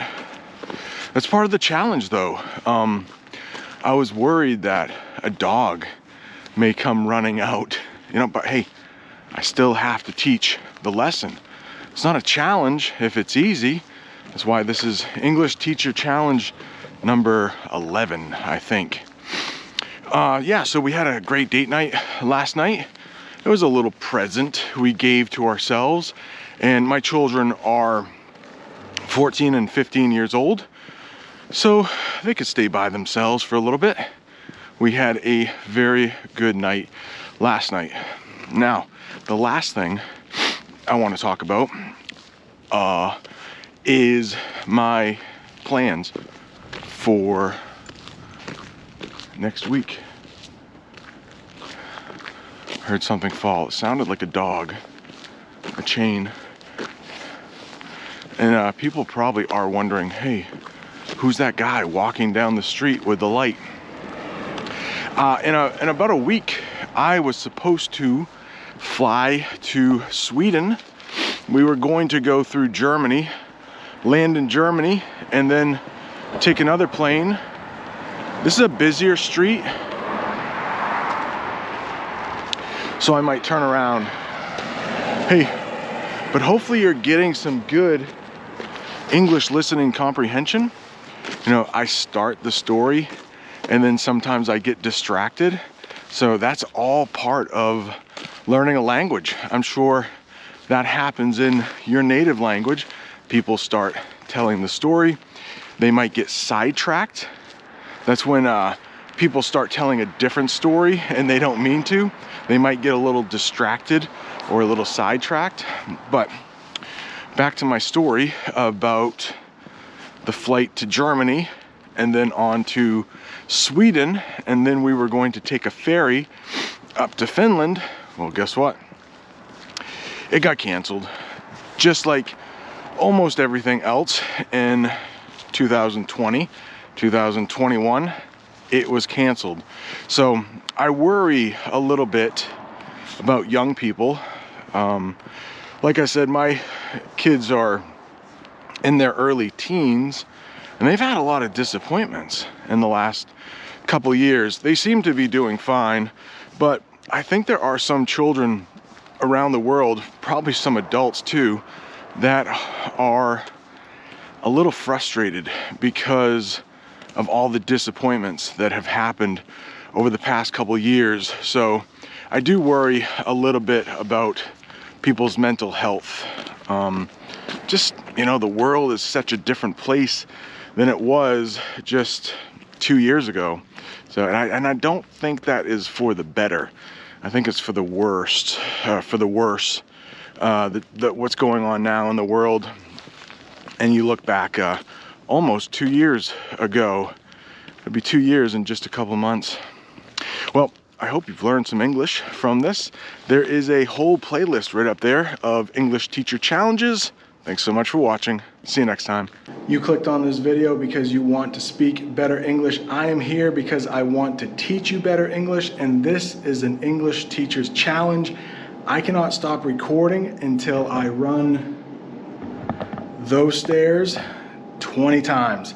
And the entire time I do it, I am going to teach you English. I cannot stop for any reason. There are people in this school. They might see me. It might be a little weird. I will still keep teaching you English. All right, let's go. So I think the first thing I want to teach you is, it's really dark in here, isn't it? But I am running on the stairs. I'm running up the stairs. Every time I complete a set of stairs, I'm going to put this piece of paper in that bucket. That's one. So this is called a stairwell where I am running. And I think one of the best ways to speak better English is to listen to stories. So I want to tell you a story right now about this stairwell. Students are not allowed to use this. So I hope, that's two. So I hope students will not come here because I will have to blur their face. But the reason they can't use this stairwell is because years ago, I don't know how many years ago, I just say years ago, there were students who were caught here smoking. That's three. I am not in shape. And they were caught making out, which means like kissing, because there are not a lot of people that use this stairwell. Now, kids can't use this stairwell at all, but teachers can. And I taught all day. Some teachers might be leaving, so I'm trying to do this quickly. Another term I would like to teach you is handrail. Maybe I should take a little break there. Maybe I should use the handrail so I don't trip up the stairs. Yeah, that's actually a phrasal verb, trip up. Yeah, so if you're not in shape, you might have to start breathing heavy, which is what I'm doing right now. Maybe I need to slow down so I can speak. An important thing to do while teaching is to speak. I'd also like to tell you about my day. To tell you about my day, I'm gonna have to use the past tense, which I will do right now. This morning, I woke up at 5 a.m. and I took a shower. And then I got dressed. Why did I say 20? I should have said 10. After I got dressed, I actually ironed my clothes.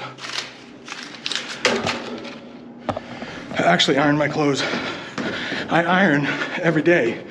That's not past tense. I iron every day. And then I had to start my car because it was so cold. I started my car and waited for a little while until the car was warmer. Oh, I'm starting to feel my legs burn.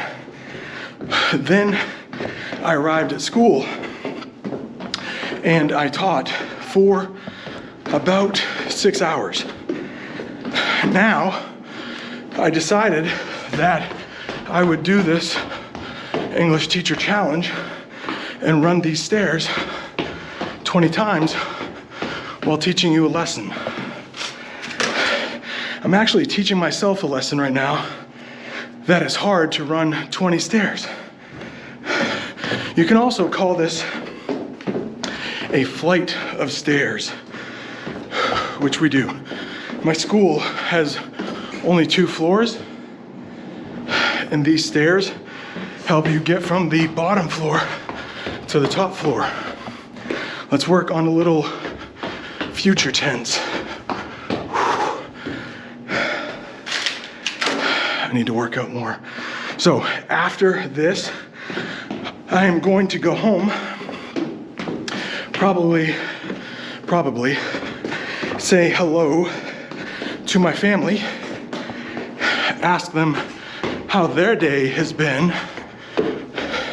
I will tell them I did something stupid and ran stairs 20 times. 3, 4, 5, 6, 7, 8. A little over halfway there. 9 more times. And then I will probably go to bed. I like to go to bed early because, like I said, I wake up early in the morning.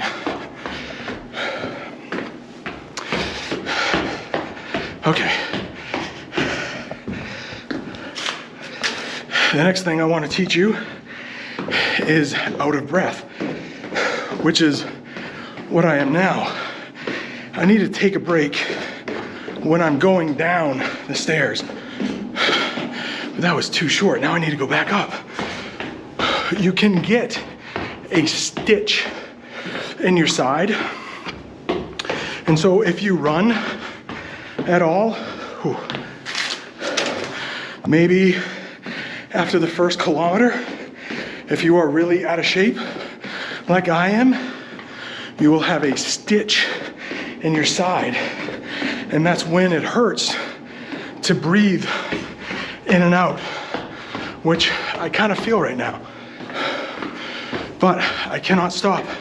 This is part of the challenge. I almost wish I had some water. Whew. I thought 20 was going to be pretty easy. As you can see, I'm wearing what I wore to Chechen today. I'm wearing a collared shirt. And you might also call this shirt checkered, a checkered shirt. I'm not wearing a belt today. I could, but I didn't. I decided to wear my shirt untucked. Those are the tails of the shirt. I just had to use the handrail because I didn't want to fall. I might walk these. Did I say run? How about I just need to get up the stairs 20 times? And I am wearing some khakis 4 more times. I can do it. The next time I do it, I will say, this is future tense, I will say I will run the stairs 15 times. Just in case, just in case you can't count to 20, let's do it pretty quickly. 1, 2, 3, 4, 5, 6, 7, 8, 9, 10, 11, 12, 13, 14, 15, 16, 17, 18, 19, 20. Let's do 21 because I don't know what I want to say next. I played football when I was in high school a long time ago. I would be able to do this no problem if I was in high school. But a lot of times when you're really tired physically with your body, that's physical, the mental stuff starts to break down. And when something breaks down, one more, it's no longer working. So right now, my mental capacity to try to talk and think at the same time is becoming quite a chore. So if something is hard to do, you can say it has become quite a chore, which talking and walking has become a chore for me. That's 20. If you like these teacher challenges, check out a time when I walked to my mom's house and I couldn't stop for any reason. See you next time. I'm not sure if you can tell, but in today's English lesson, we are going to be riding a roller coaster.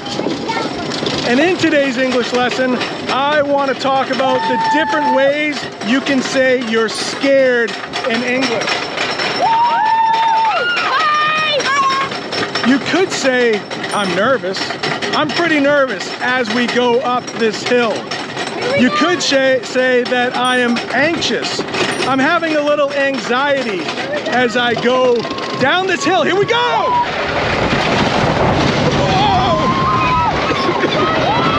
Oh, this is gonna be harder than I thought! Oh. You can say that I'm terrified. That's another way to say you're scared in English. You can also say I'm petrified. That means you're really scared. Oh, I can barely talk. If you are going to be sick, maybe the lunch you ate is going to come up your stomach. You can say I'm gonna hurl. I'm gonna puke. Whew. That was awesome. Another way you can say that you're going to be sick in English is that I'm gonna toss my cookies. That ride was so scary that all of the lunch I ate, I didn't have cookies, but all the lunch I ate, it may come from my stomach into my mouth, and I might throw up all over the guys in front of me. Hello. Thank you. I think I'll be okay. All right, that's English on a roller coaster. Thanks for watching. If you're looking for more English, I got kicked out of a 7-Eleven right up there. See you later. Look at this, what happened to my house. Yeah, this piece fell off. All right, I might have coronavirus. I might be a little sick. And there might be a blizzard out there. That doesn't mean you have to stop learning English, right? In today's English lesson, we're gonna learn some English in a blizzard. The teacher who has coronavirus. We're gonna call this English Teacher Challenge number 12.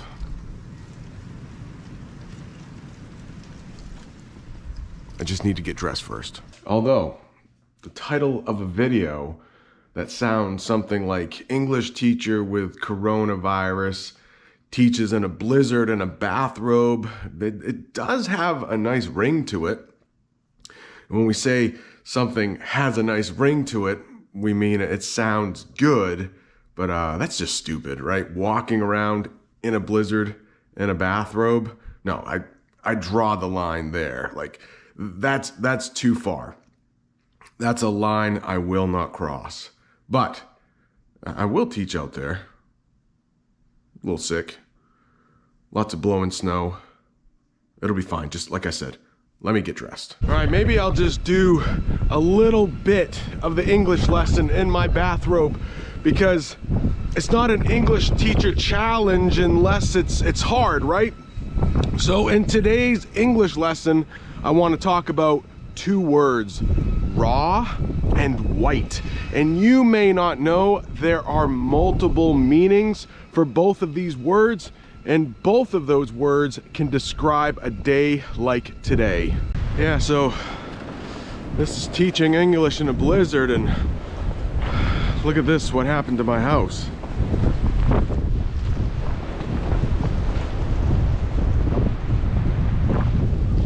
Yeah,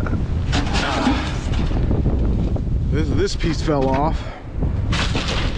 I'll have to fix that when I feel better. So let's talk about raw. There's a couple different ways to talk about raw. One is when you're talking about food. That's food that's uncooked. So you can have raw food that will hurt you. It's hard to feel my face right now. Wow. So raw food can hurt you, like raw meat that's uncooked. I'm trying to get over this snowbank. You can have raw eggs. Ah, man, my face is immediately frozen. This is gonna be a lot harder than I thought. If I'm facing away from the wind, it's not as bad. Let's walk this way. Oh my gosh. Not even kidding. I didn't think it would be this bad. We're talking about raw, aren't we? So you can also have raw carrots though. Those won't hurt you. But you could have raw weather, which is what this is. Anytime it's windy and cold, it's gonna be raw. Doesn't have to be snow. There could be nothing falling from the sky. We call that stuff precipitation. Rain, snow, sleet, hail, that's all precipitation. But if the weather is raw, it's cold and windy. Could be rainy, could be snowy, could be doing nothing. Another way we use raw is your skin. And this is what made me think of the lesson. Because I have been sick, I have been wiping my nose a lot with tissues, and it's making my skin raw. That is when a few layers of skin have rubbed off and it hurts, and it might become red. So the skin right below my nose and right above my lip is raw.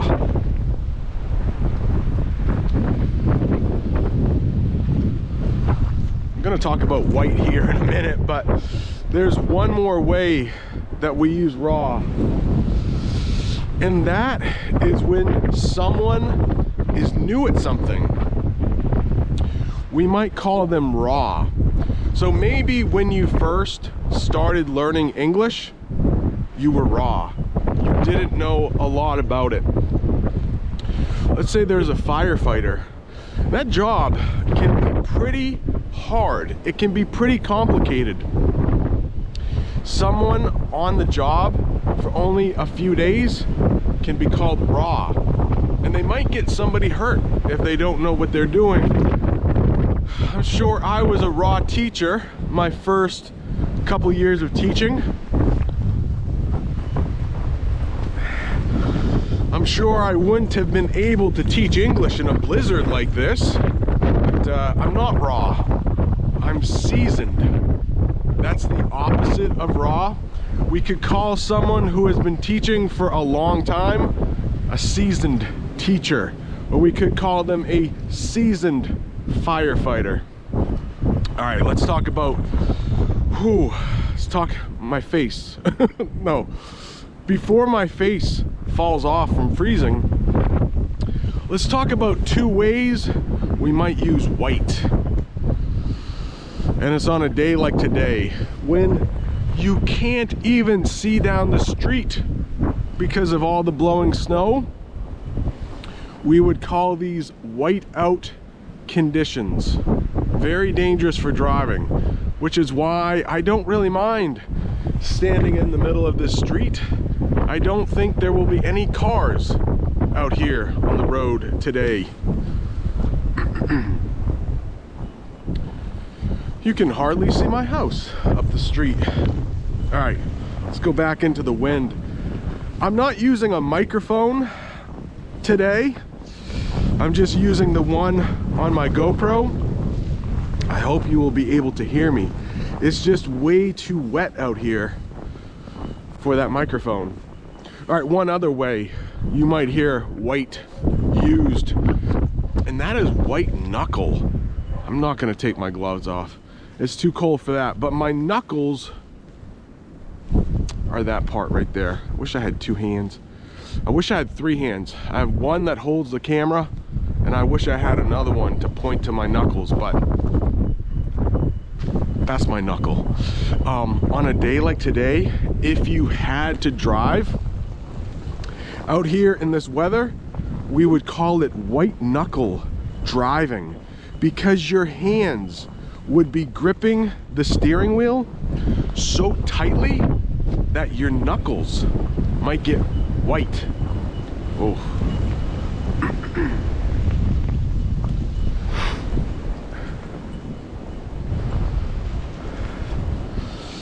Let me know in the comments section. Well, first of all, am I an idiot?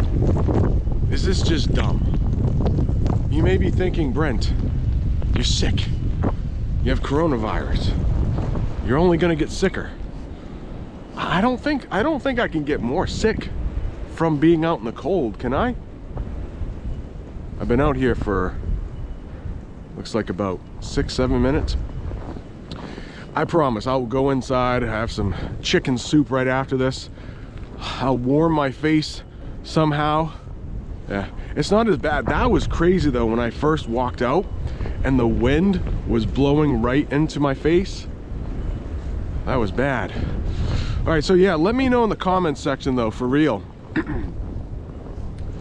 Let me know in the comments section if you have ever experienced weather like this. All right, this was English Teacher Challenge number 12. If you want a whole playlist of English Teacher Challenges, it's right up there. Thanks for watching. See you next time. Oh man, I just got soaked. Yeah, that was on the walk back. Look at this guy. I'm telling you, man, it's dangerous being an English teacher. You want to learn some English? Let's do it. In today's English lesson, you are going to learn at least 12 ways we use the word square in English. And there is a very good chance I am going to get completely soaked as I teach it, because I am going on the worst walk possible. It's a nice warm summer day. Look at this. And I'm gonna walk along this street and probably get soaked by a puddle. This is so stupid, but it's a fun way to learn English, I hope. So let's do it. I got my dad shoes on. I got the clothing that I normally, oh, watch this. Oh, they're slowing down. Someone's gonna be nice. That's all right, that's all right. Oh, that was close. We're gonna get nailed here pretty soon. But you're gonna learn about how to use square. Oh, there's a little bit on me. First of all, we should probably talk about what a square is. Everybody's being so nice though. They were slowing down. A square is a shape. And I can put a picture of what a square is on the screen. It has 4 equal sides and it has 4 equal angles. And an angle looks like that. I will put a picture of what an angle is up on the screen. But they're 4 equal, like they're the same size. You also might hear 4 square meals. Oh, sorry, 3. It's hard to concentrate when you're about to get splashed. 3 square meals a day. So we have breakfast, lunch, and dinner. Breakfast, lunch, and dinner. Now those 3 square meals a day, they're probably not going to be delicious. They probably aren't going to be very good to eat, but they will fill you up and they will have like nutrition. They will be good for you. They will be healthy. Now, you might get served 3 square meals in prison. Uh-oh, big truck coming. Big truck coming.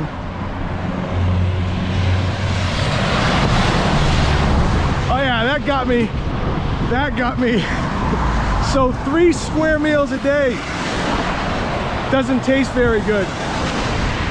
I have my notes here, just so I don't forget anything. All right, so we talked about 3 square meals a day. 3 square meals, but you also might hear the term a square. A square is somebody who is not popular, like a geek or dork. That term is not used anymore. That was probably used in the 1950s. But, hang on, we got some water on the lens. But, you might hear the term be there or be square. Let's say somebody is having a party. Oh no. Another truck coming by. Oh, it didn't get me. The other car did though. So if somebody has a party and they invite you, you might hear that term, be there or be square. That means come to my party, or I think those people thought I was crazy, which, hey, maybe I am. Maybe I am crazy. But if you go to that person's party, you'll be good. If you don't, you will be a square. So be there or be square. Somebody might say that anytime they invite you somewhere. Like, you should go to this so people don't think you are unpopular. All right, the next one. It's like trying to put a round peg into a square hole. A round peg into a square hole. So think of a peg. It's usually wooden and it's almost like a nail. I'll put a picture up of what a peg is. But if the peg is round, it's like a circle.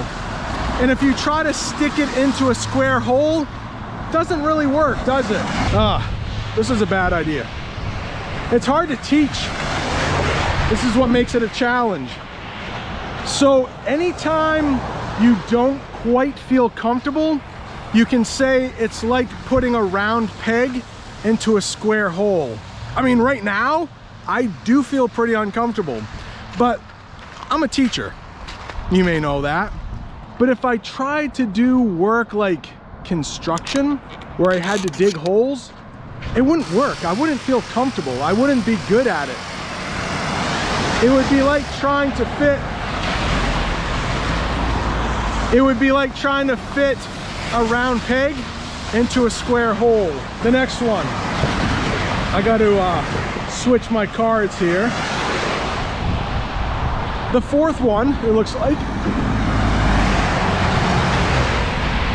I'm getting splattered. Splattered. You could square up against somebody, and this means you are competing against them. Like maybe in basketball, you'll hear this a lot. 2 people squaring up against each other, they're competing. They're trying to battle each other. There's another one we'll talk about later that's not quite so friendly, but this is friendly. This is not like a war or anything. If you square up against somebody, you are competing against them, usually in a sport. The next one is also square up, but this has to do with getting paid. Let's say you do some work for somebody. Maybe you're a plumber and you fix their toilet, and maybe the job cost them $500 and you want to be paid. When you are paid, or when they say, hey, how much do I owe you? I want to square up with you. That means I want to pay you what you are worth. I want to pay you for the job you did. Hey, let's talk next week and we'll square up. Always has something to do with money. All right, the next one. Look at this. I'm walking on the sidewalk, which is not great, but there isn't even a sidewalk here. They didn't plow it. Luckily, I can go around. I won't get squirted. I won't get splashed here. All right, the next one is back to square one. Back to square one. This means you have to start back at the beginning. Back to square one. You have to start all over again. Let's pretend you're learning English. We don't have to pretend. You are learning English, right? That's why you're watching this video. Well, let's say you had to take a break for a week. You couldn't study English for a week. Probably okay. You would be able to pick up right where you left off. You wouldn't lose too much. There's a English phrasal verb for you. But if you took, excuse me, I have to shout. If you took a week off, not a bad thing. But let's say you had to take a year or 2 off. That truck slowed down so they wouldn't splash me. The car behind them didn't, and I got splashed. I am a little wet right now.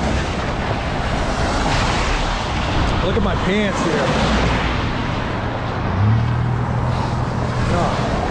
So if you took a whole year off from learning English, you might have to start back at square one. You might have to start all over again. Just depends on how long you've been learning English. All right, the next one. Let me find my notes are getting wet. All right, the next one is a square deal. If you ever hear of a square deal, that means it's fair. So let's say 2 countries are trading with each other. 2 countries.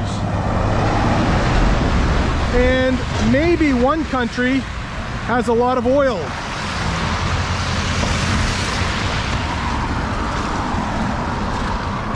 Yeah, hang on just a second.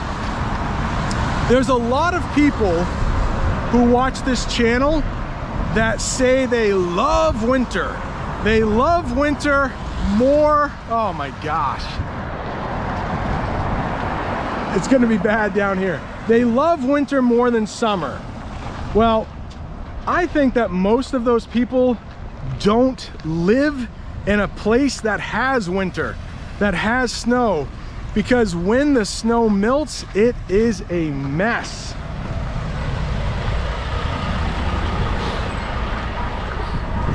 So everyone who is team winter, are you still team winter? In this English lesson, we are going to visit a river that is flooding, meet some adorable kittens behind my house, and of course, you are going to learn tons of new English words which you can use in your next English conversation. And I am going to get really wet. Welcome to what is probably going to be the wettest English lesson ever. We have gotten a lot of rain in the past couple days. There are actually massive puddles forming on my lawn. So much rain, I think about 4 inches. But I want to show you 2 things and obviously help you improve your English. One thing is in my backyard. So the first thing I'm going to ask you to do is please don't judge me. I do have some junk in my backyard. It will be going to the dump soon. I need to rent a pickup truck and take away all of this junk eventually to the dump. Eventually. Hasn't happened yet, but it will soon. But I do want to show you some kittens. that were born in this junk. I hope they're still there. I have not gone to take a look, but there's an old fence back there. There's a basketball hoop and a mom cat had her kittens there a couple days ago maybe, but it's like really raining. So I thought it would be a fun English lesson. Whoa. All right, I just scared them because I almost stepped in a hole.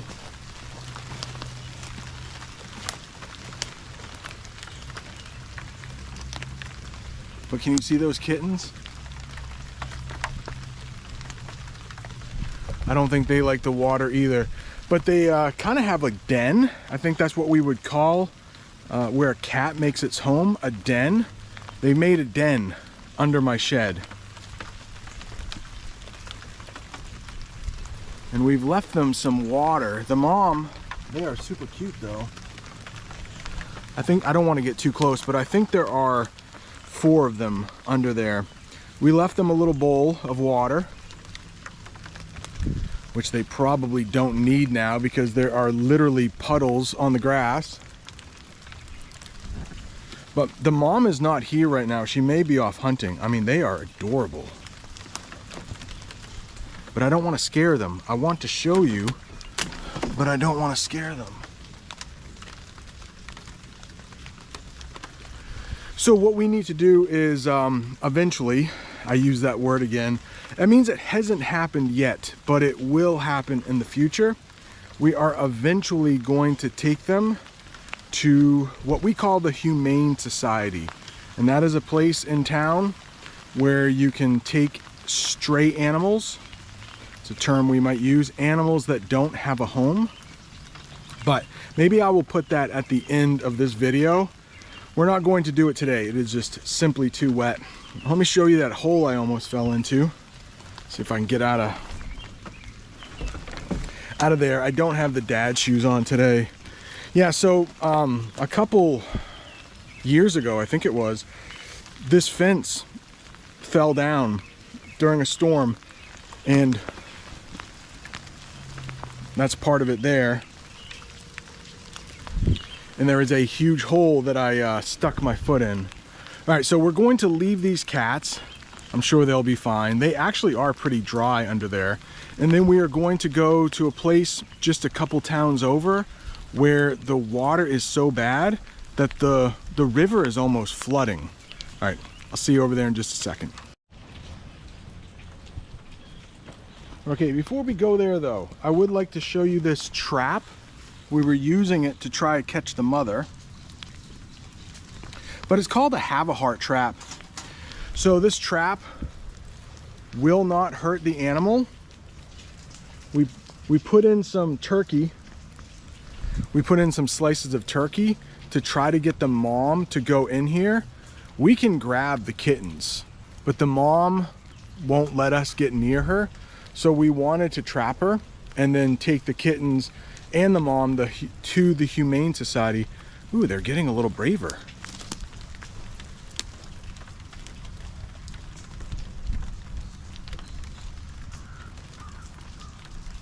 Yeah, those guys will not be too difficult to catch, but the mom is she's way too fast. They would probably let me pick them up right now. I'm not going to, but does anybody want a cat? Leave a comment if you are a cat person. I don't really want a cat in my house. We already have a dog part-time, but they are adorable little things, aren't they? The mom sometimes hisses at me when I come back here. So if she is around here, I don't want to make her mad, but I think she's off hunting probably. We're driving over there now. It's a little drier in here, luckily. The rain has subsided a little bit. It's a very good English word there, meaning not as bad. Maybe you have a headache. You have a lot of pain in your head, but then you take some medicine and the pain isn't as bad. It subsides. I'm on a busier street now. See you when we get there.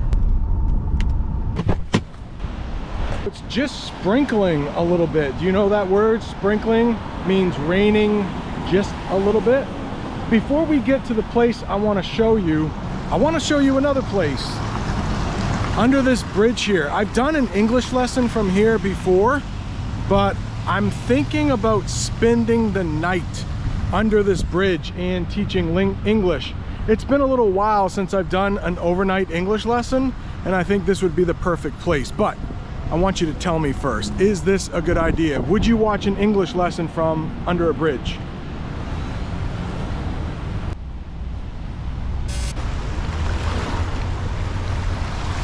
This river is not usually like this. In fact, under that bridge over there, I just can't get too close. There's usually a place to sit. And I'm thinking, what if I spent the night under this bridge and taught English? I think that might be fun. All right, look at these falls over here. I think we can get even closer, but take a look at this.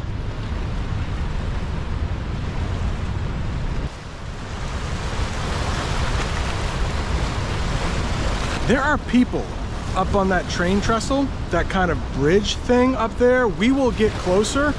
I wanted to do an English lesson up there, but it says you can't walk on that trestle. It's illegal, even though they are. I really don't want to go to jail for an English lesson. No, I'm not gonna go to jail for an English lesson. I will abide by the law.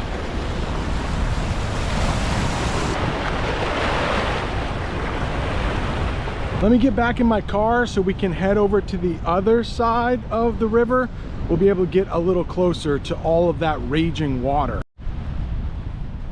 But to get to my car, we have to pass this tank first.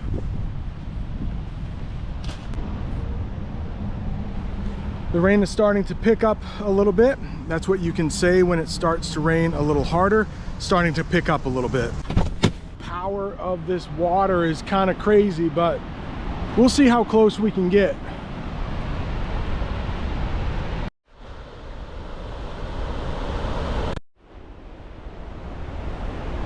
We'll follow this little trail up here to get closer to the water, and then we'll check out that train trestle, and I will show you the signs that say danger, illegal, against the law. I filmed a few English lessons here before. Also, please let me know if you like these English lessons where I'm basically just walking around and speaking in English, but explaining some of the more difficult words that I use.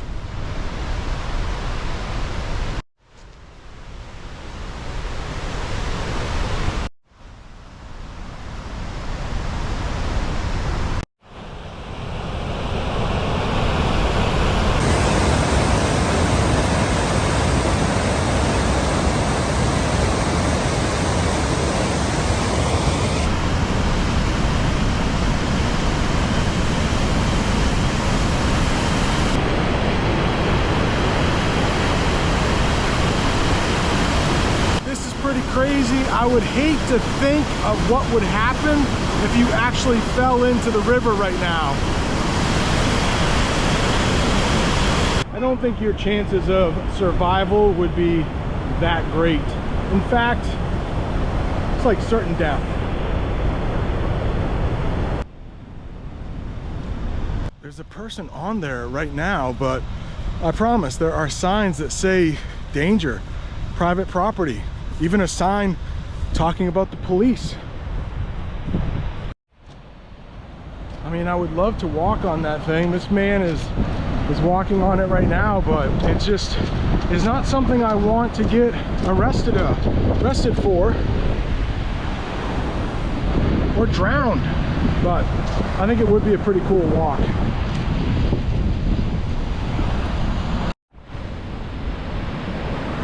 I mean, I have walked it before when I was in high school, but there's always the danger of a train coming by. Okay, I say we end the English lesson right here. Maybe one day I will go across the trestle, the bridge, but I would like to thank you for tuning in to this English lesson. And if you would like to see another English lesson where I come here and the water isn't raging so much, I'll leave one up there for you. Thanks so much for watching. See you next time. All right, and we are back. We are back at the bridge. I jumped off this bridge last year one time, but I thought let's do another English lesson from here. But maybe I jump off the bridge a couple times or a few times. We'll talk about those terms and so much more in this English lesson. But this is an English teacher challenge, so I cannot stop this lesson for any reason. Somebody could show up at this bridge, English phrasal verb, just maybe they arrive here. I'll have to keep filming. Maybe I have to dodge some cars that go on this bridge. Dodge. That means like not get hit by them. We have a game in the United States called dodgeball. Some schools play it, some schools don't anymore, but the object of the game is to hit the other players with a ball. Yeah, it's called dodgeball. All right, let me hop over this guardrail. Yeah, that's a guardrail. Oh, it's hot. Ow, it's hot. Yeah, so cars are gonna go by. Whew. Cars might hit each other on here. People drive a little too quickly probably. But yeah, so I just need to keep talking, teach a good English lesson so you learn English, and jump off this bridge 3 times. Oh, I was talking about guardrail. That is a guardrail because you don't want cars falling off on into the water. Make sure the sun's okay. You don't want cars falling off the bridge into the water. So the sun is behind me, sorry. It is kind of early morning here. All right, I need to get out into the middle of the bridge because there are rocks on the side.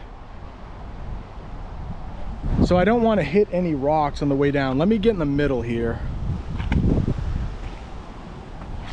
How do you like my orange bathing suit? Yeah, so last year I jumped off this bridge a few times before I filmed the lesson. This is the first time this summer I've jumped off this bridge, so I'm a little nervous, and I don't know how cold the water is going to be. So why don't it's beautiful here though. So why don't I quit stalling? If you stall, that means you are trying not to do something. Right now I'm stalling. I haven't jumped off the bridge this summer, so I have kind of forgotten what it feels like. So we'll figure it out together. And I can take this camera in the water. I'll have to shake it a couple times because the water might get in the microphone, and no, it's not a good English lesson if you can't hear the teacher talking. All right. This is about 30 feet down there. So, oh, here comes a car. It's about 30 feet down there. So, not bad. Like I said, I've done this before, but let's jump off this bridge at least a couple times. If we're talking a couple, that means 2. Ooh, big truck. We would call that an oil truck. An oil truck sometimes comes to my house to deliver oil. Whew. And the bridge was shaking a little bit as that truck rumbled across the bridge. Do you know that verb? Rumbled? Rumbled. Thunder rumbles. That truck rumbled over the bridge. All right, here we go.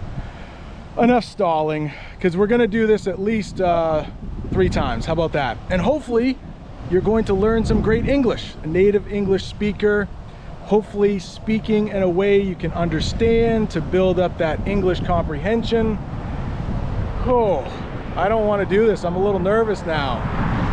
All right, here we go. First one of the summer, first one of the day. All right, let's do it. Hopefully I don't lose my camera here. All right. Nervous. I'm not lying. I'm nervous. I'm nervous just because I haven't done it in so long. All right, I'm rambling now. When you ramble, it means you're actually probably talking about nothing, and that doesn't make for a good English lesson. All right, I can't stop the video either, so I have to just go. All right. Hopefully I'll hold it out here so you can see. Yeah, I need to film and jump at the same time. This is crazy. All right. Oh, and the water is kind of murky. If the water is murky, it means you can't see through it. Murky. Oh man. Why do I do these stupid things? Hey, have you seen the video I did on an inner tube? I'll put a link to that video at the end here. All right, come on. You can do this. This is what you signed up for, right? Teaching crazy English lessons. Cars just keep going by. Okay, the longer I wait too, the more likely it will be that other people will show up and they'll be like, why is that guy talking to his camera? Actually, I bet all of the people that are driving by are wondering, why is that guy talking to his camera? Okay, this first jump, I will let you see what it looks like to jump off this. And maybe the next one, I'll put it on my face and we can get a thumbnail or something. All right, here we go. Oh my gosh. I'm not even kidding. I'm a little nervous. All right. Oh, here we go. 3, 2, 1, jump. I gotta do it. I gotta do it. 3. All right, here we go. Why? It's not bad. I've done it so many times. Oh, and it's getting windy. Oh, maybe I can't jump. It's too windy. All right, we definitely can't jump on that other side. The water is too shallow. Shallow. It's not deep. This water is deep. I will not touch the bottom here. All right, the first one is going to be the toughest, right? And I am wearing shoes. I'm wearing dad shoes because jumping from this high, it could hurt your feet if you are barefoot. Barefoot means you have no shoes. And then I need to crawl up those rocks. And that kind of hurts too. All right, so the first one you're going to see what it looks like to jump off this bridge. All right, here we go.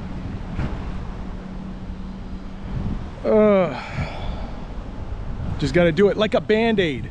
We say that in English. Without even thinking about it, you just do it. And that means you, like when you have a band-aid on your skin, you can see my skin has some hair on it. This is a hairy shoulder. If you put a band-aid on your skin and you peel it off slowly, it will hurt. I just need to jump off this bridge like a band-aid, right? Just don't even think about it. I've thought about it too long. That's the problem. All right, but we'll jump off this bridge 3 times. How about that? 3 times? At least 2. Big dump truck just went by. All right. Man, why am I so nervous? This is not that bad. I've done this before. Hey, let me know in the comments. Would you jump off this bridge? All right, let's do it. I gotta do it, right?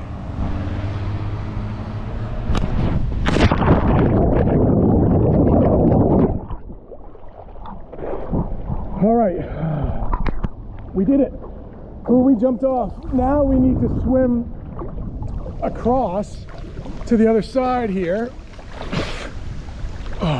Hopefully no fish are going to nibble at my feet. Nibble. That means take small bites. Actually, they can't get to my feet. I'm wearing shoes, but maybe my legs. I don't know if there are any fish here or not. All right, let's do this. And the water is a little oily. Yeah, it's, if you think about the stuff, oh, there's the bottom. All right, I'm standing up. If you think about the stuff you put in your car, gas, but the oil, that goes in the engine. Maybe I'll have to do an English lesson on car parts. But oil, it's a little slick, it's a little shiny, and this water feels a little oily. I hope that makes sense. This is what it looks like under the bridge. it is beautiful. I am not going to lie. So now there's some graffiti up here. Oh yeah, these rocks are slippery. I could slip and fall. I hope I won't. This is gonna be a little tricky. I don't want to lose my balance. Wow, these are slippery. All right, I got my balance. If I fell over, I could say I lost my balance. And it's hard to climb up these rocks with one hand.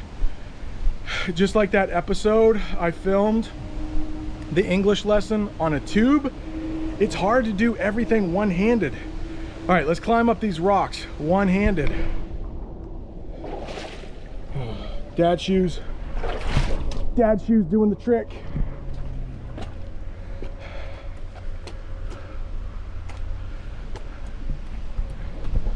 I don't mind the graffiti that much, but you know what I don't like is the trash. That's too bad. Oh. Next time I come here, I'll bring a trash bag and some gloves, and I'll pick up this trash. Whew, fast car went by. All right, here we go. These rocks are so big, we might say that they are boulders. All right, almost there. All right, how's the microphone? All right, get rid of all the water. Hopefully you could hear me. Swimming across, ends with an S, not a T. Swimming across to the other side. All right, hopping over the guardrail that is hot, but now that my bathing suit is wet, it's not that hot. Did you hear that English phrasal verb, hop over? I also could say that I climbed over. Ooh, the dad shoes are now heavy because they are filled with water. But guess what? I got new dad shoes. So the next time you see a lesson, let me tighten this camera up so it doesn't fall again. The next time you see a lesson and I show you my shoes, you might see new dad shoes. They are gray. That's the color I usually wear, gray. These were blue. I had to get blue because of the you know, C19 thing. All of the shops in the United States that made these shoes, they were closed down. So, and they are made in the US. All right, let me get into the middle. Whew. All right, this one won't be as bad because we already did it. All right, here we go. You ready? Ooh, it looked like somebody was fishing on the other side. Not sure if you can tell, but there is a bobber caught up in the telephone wires. Yeah, caught up. Did I have to say up? No. I could have said there is a bobber caught in the telephone lines or the telephone wires. But I said up. Caught up. Because native English speakers love to make English phrasal verbs with up for some reason. I don't know why we say it. All right, can I think of one? All right, I can't get held up from jumping off this bridge. If you get held up, that means there is something interrupting you. So maybe somebody gets held up at work. They wanted to get home at 5 p.m. but they got held up. Maybe they had some other things they had to do, so they were a little late in leaving. If you get held up at work, you might get held up for 30 minutes. So you have to leave at 5:30 instead of 5. All right, here we go. How many times? 3 times? Are you still watching? Thanks for watching. If you're still watching and you like this lesson, please don't forget to hit like. All right, let's do it. Another one. All right, I'm gonna film here and then we're gonna jump.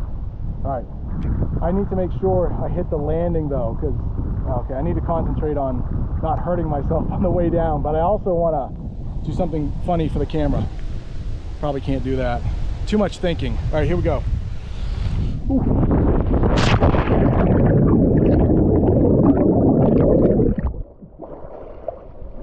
Oh, that one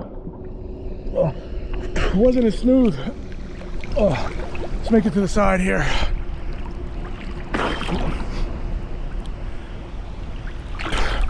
Yeah, that one I hit a little hard. I was trying to look at the camera too much, and I got some water up my nose. That's what we say. You probably know the feeling. You might not know what to call it in English, but when you jump into a pool or a lake or the ocean, you might get water up your nose, and it doesn't feel great. All right, slippery rocks again. Ooh. All right, I found the bottom of the river. This is a river, by the way, not a lake. I filmed another loud car. I'm not sure if you heard that. I filmed the oh, I thought there was a tadpole. Aw. Oh, fish.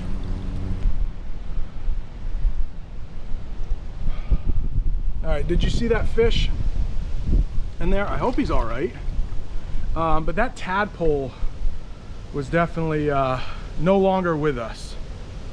He passed away, that tadpole. All right, let me get up these rocks and I'll talk about what tadpole is.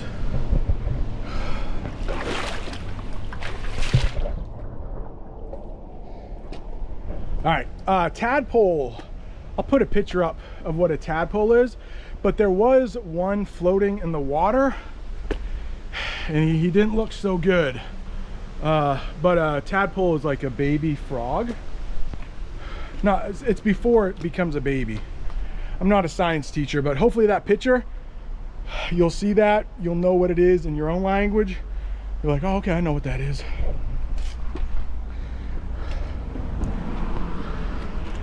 All right, let's climb up these boulders.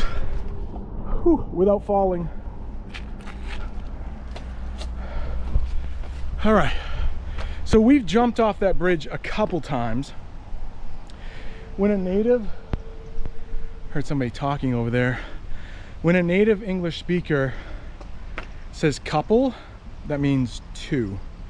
Single, I jumped off the bridge a single time, or I jumped off the bridge once. Of course, that means once. But if you ever hear a speaker say a few times, it really means more than two. A few, might be 3 or 4. Whew, I'm a little out of breath too. Jumping and swimming and climbing up. I'm an old man. Let's climb over this guardrail again.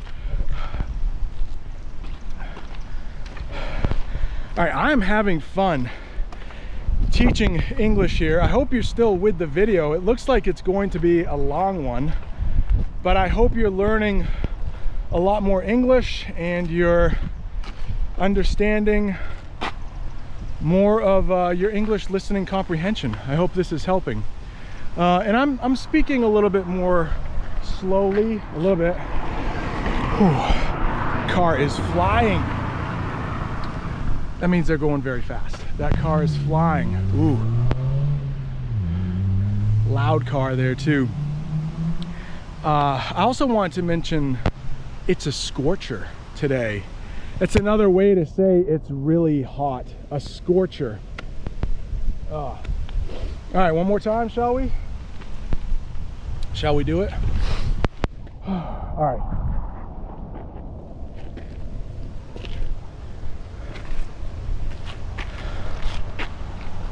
One more time. You've seen this twice already. So, oh, school bus. A school bus just went by. And a motorcycle is going by now. Motorcycle. Look at all this English. Regular car. All this English vocabulary you're learning. Not easy to say. Ooh. All right, back to the middle of the bridge. But it is a beautiful day. I know that learning English is hard. but hopefully you're having fun doing it. Not everything you learn is going to be fun, but if you can try to get in as much fun as possible. I love teaching these lessons, having fun doing that, and hopefully it's helping you learn a little bit of English there. Another motorcycle. Okay, jump off one more time. Uh-oh, big truck coming by again. I wonder if the bridge is going to shake a little bit. Yeah, it did. Yeah, it shook a little bit. All right, right in the middle of the bridge, jumping off. But like I was saying, I hope you're having fun learning English. It's hard. It takes a long time. It's not easy. It doesn't happen quickly. All right, let's do it one more time. I'll try not to get water up my nose. Ugh. Why am I nervous now? I've already done this. Hang on. In a minute, there's going to be a truck that passes by, and it is towing a trailer.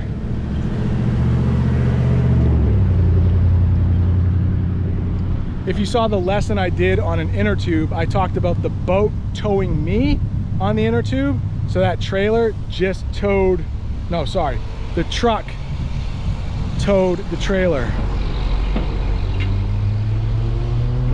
That's a tree truck, I think. Yeah, it looks like they are going to be cutting down some trees. All right, let's do this. Oh, one more time. What can go wrong, right? 3 times. I said it at the beginning of the video. We're jumping off 3 times. Here we go.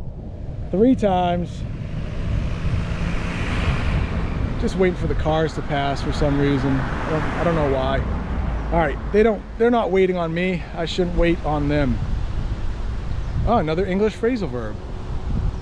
If somebody wanted to jump right where I was and I was stalling, they would be waiting on me. Hey, I'm waiting on you to jump so I can jump. All right, here we go. Jumping. 3, 2, 1. Let's do it. I'm gonna point the camera at the water so I can concentrate on landing in the water safely and not get water up my nose. All right, let's do it.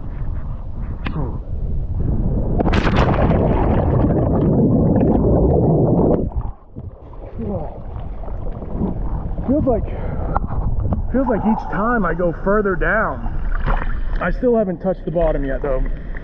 All right, I'm gonna climb over here, but I hope you've enjoyed this lesson. If you're looking for a bunch of crazy lessons, right up there, I did a bunch of English teacher challenges. All right, thanks for watching this whole time. See ya. In today's English lesson, we are going to the top of this ride, and I am going to teach you the whole time. Hopefully I won't be too scared as the ride goes up, but at the tippity top, that's another way to say the very top, we should get a great view of the Atlantic Ocean. That is, if I'm not too scared to show you and I forget. All right, I'm gonna wait just a little while they get the ride ready for us, and then we're gonna go up all the way to the top and then get dropped.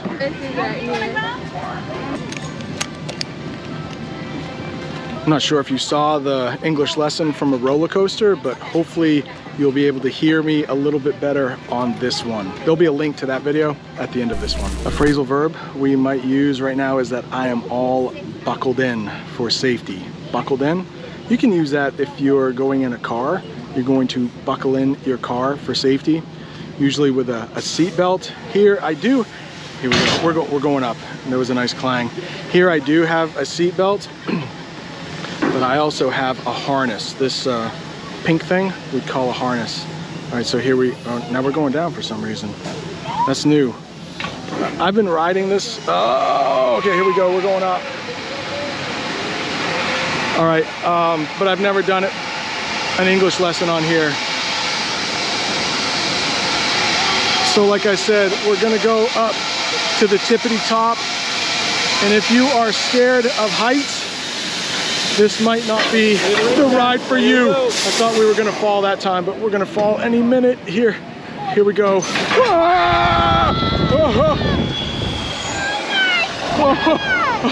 That's one way to learn English.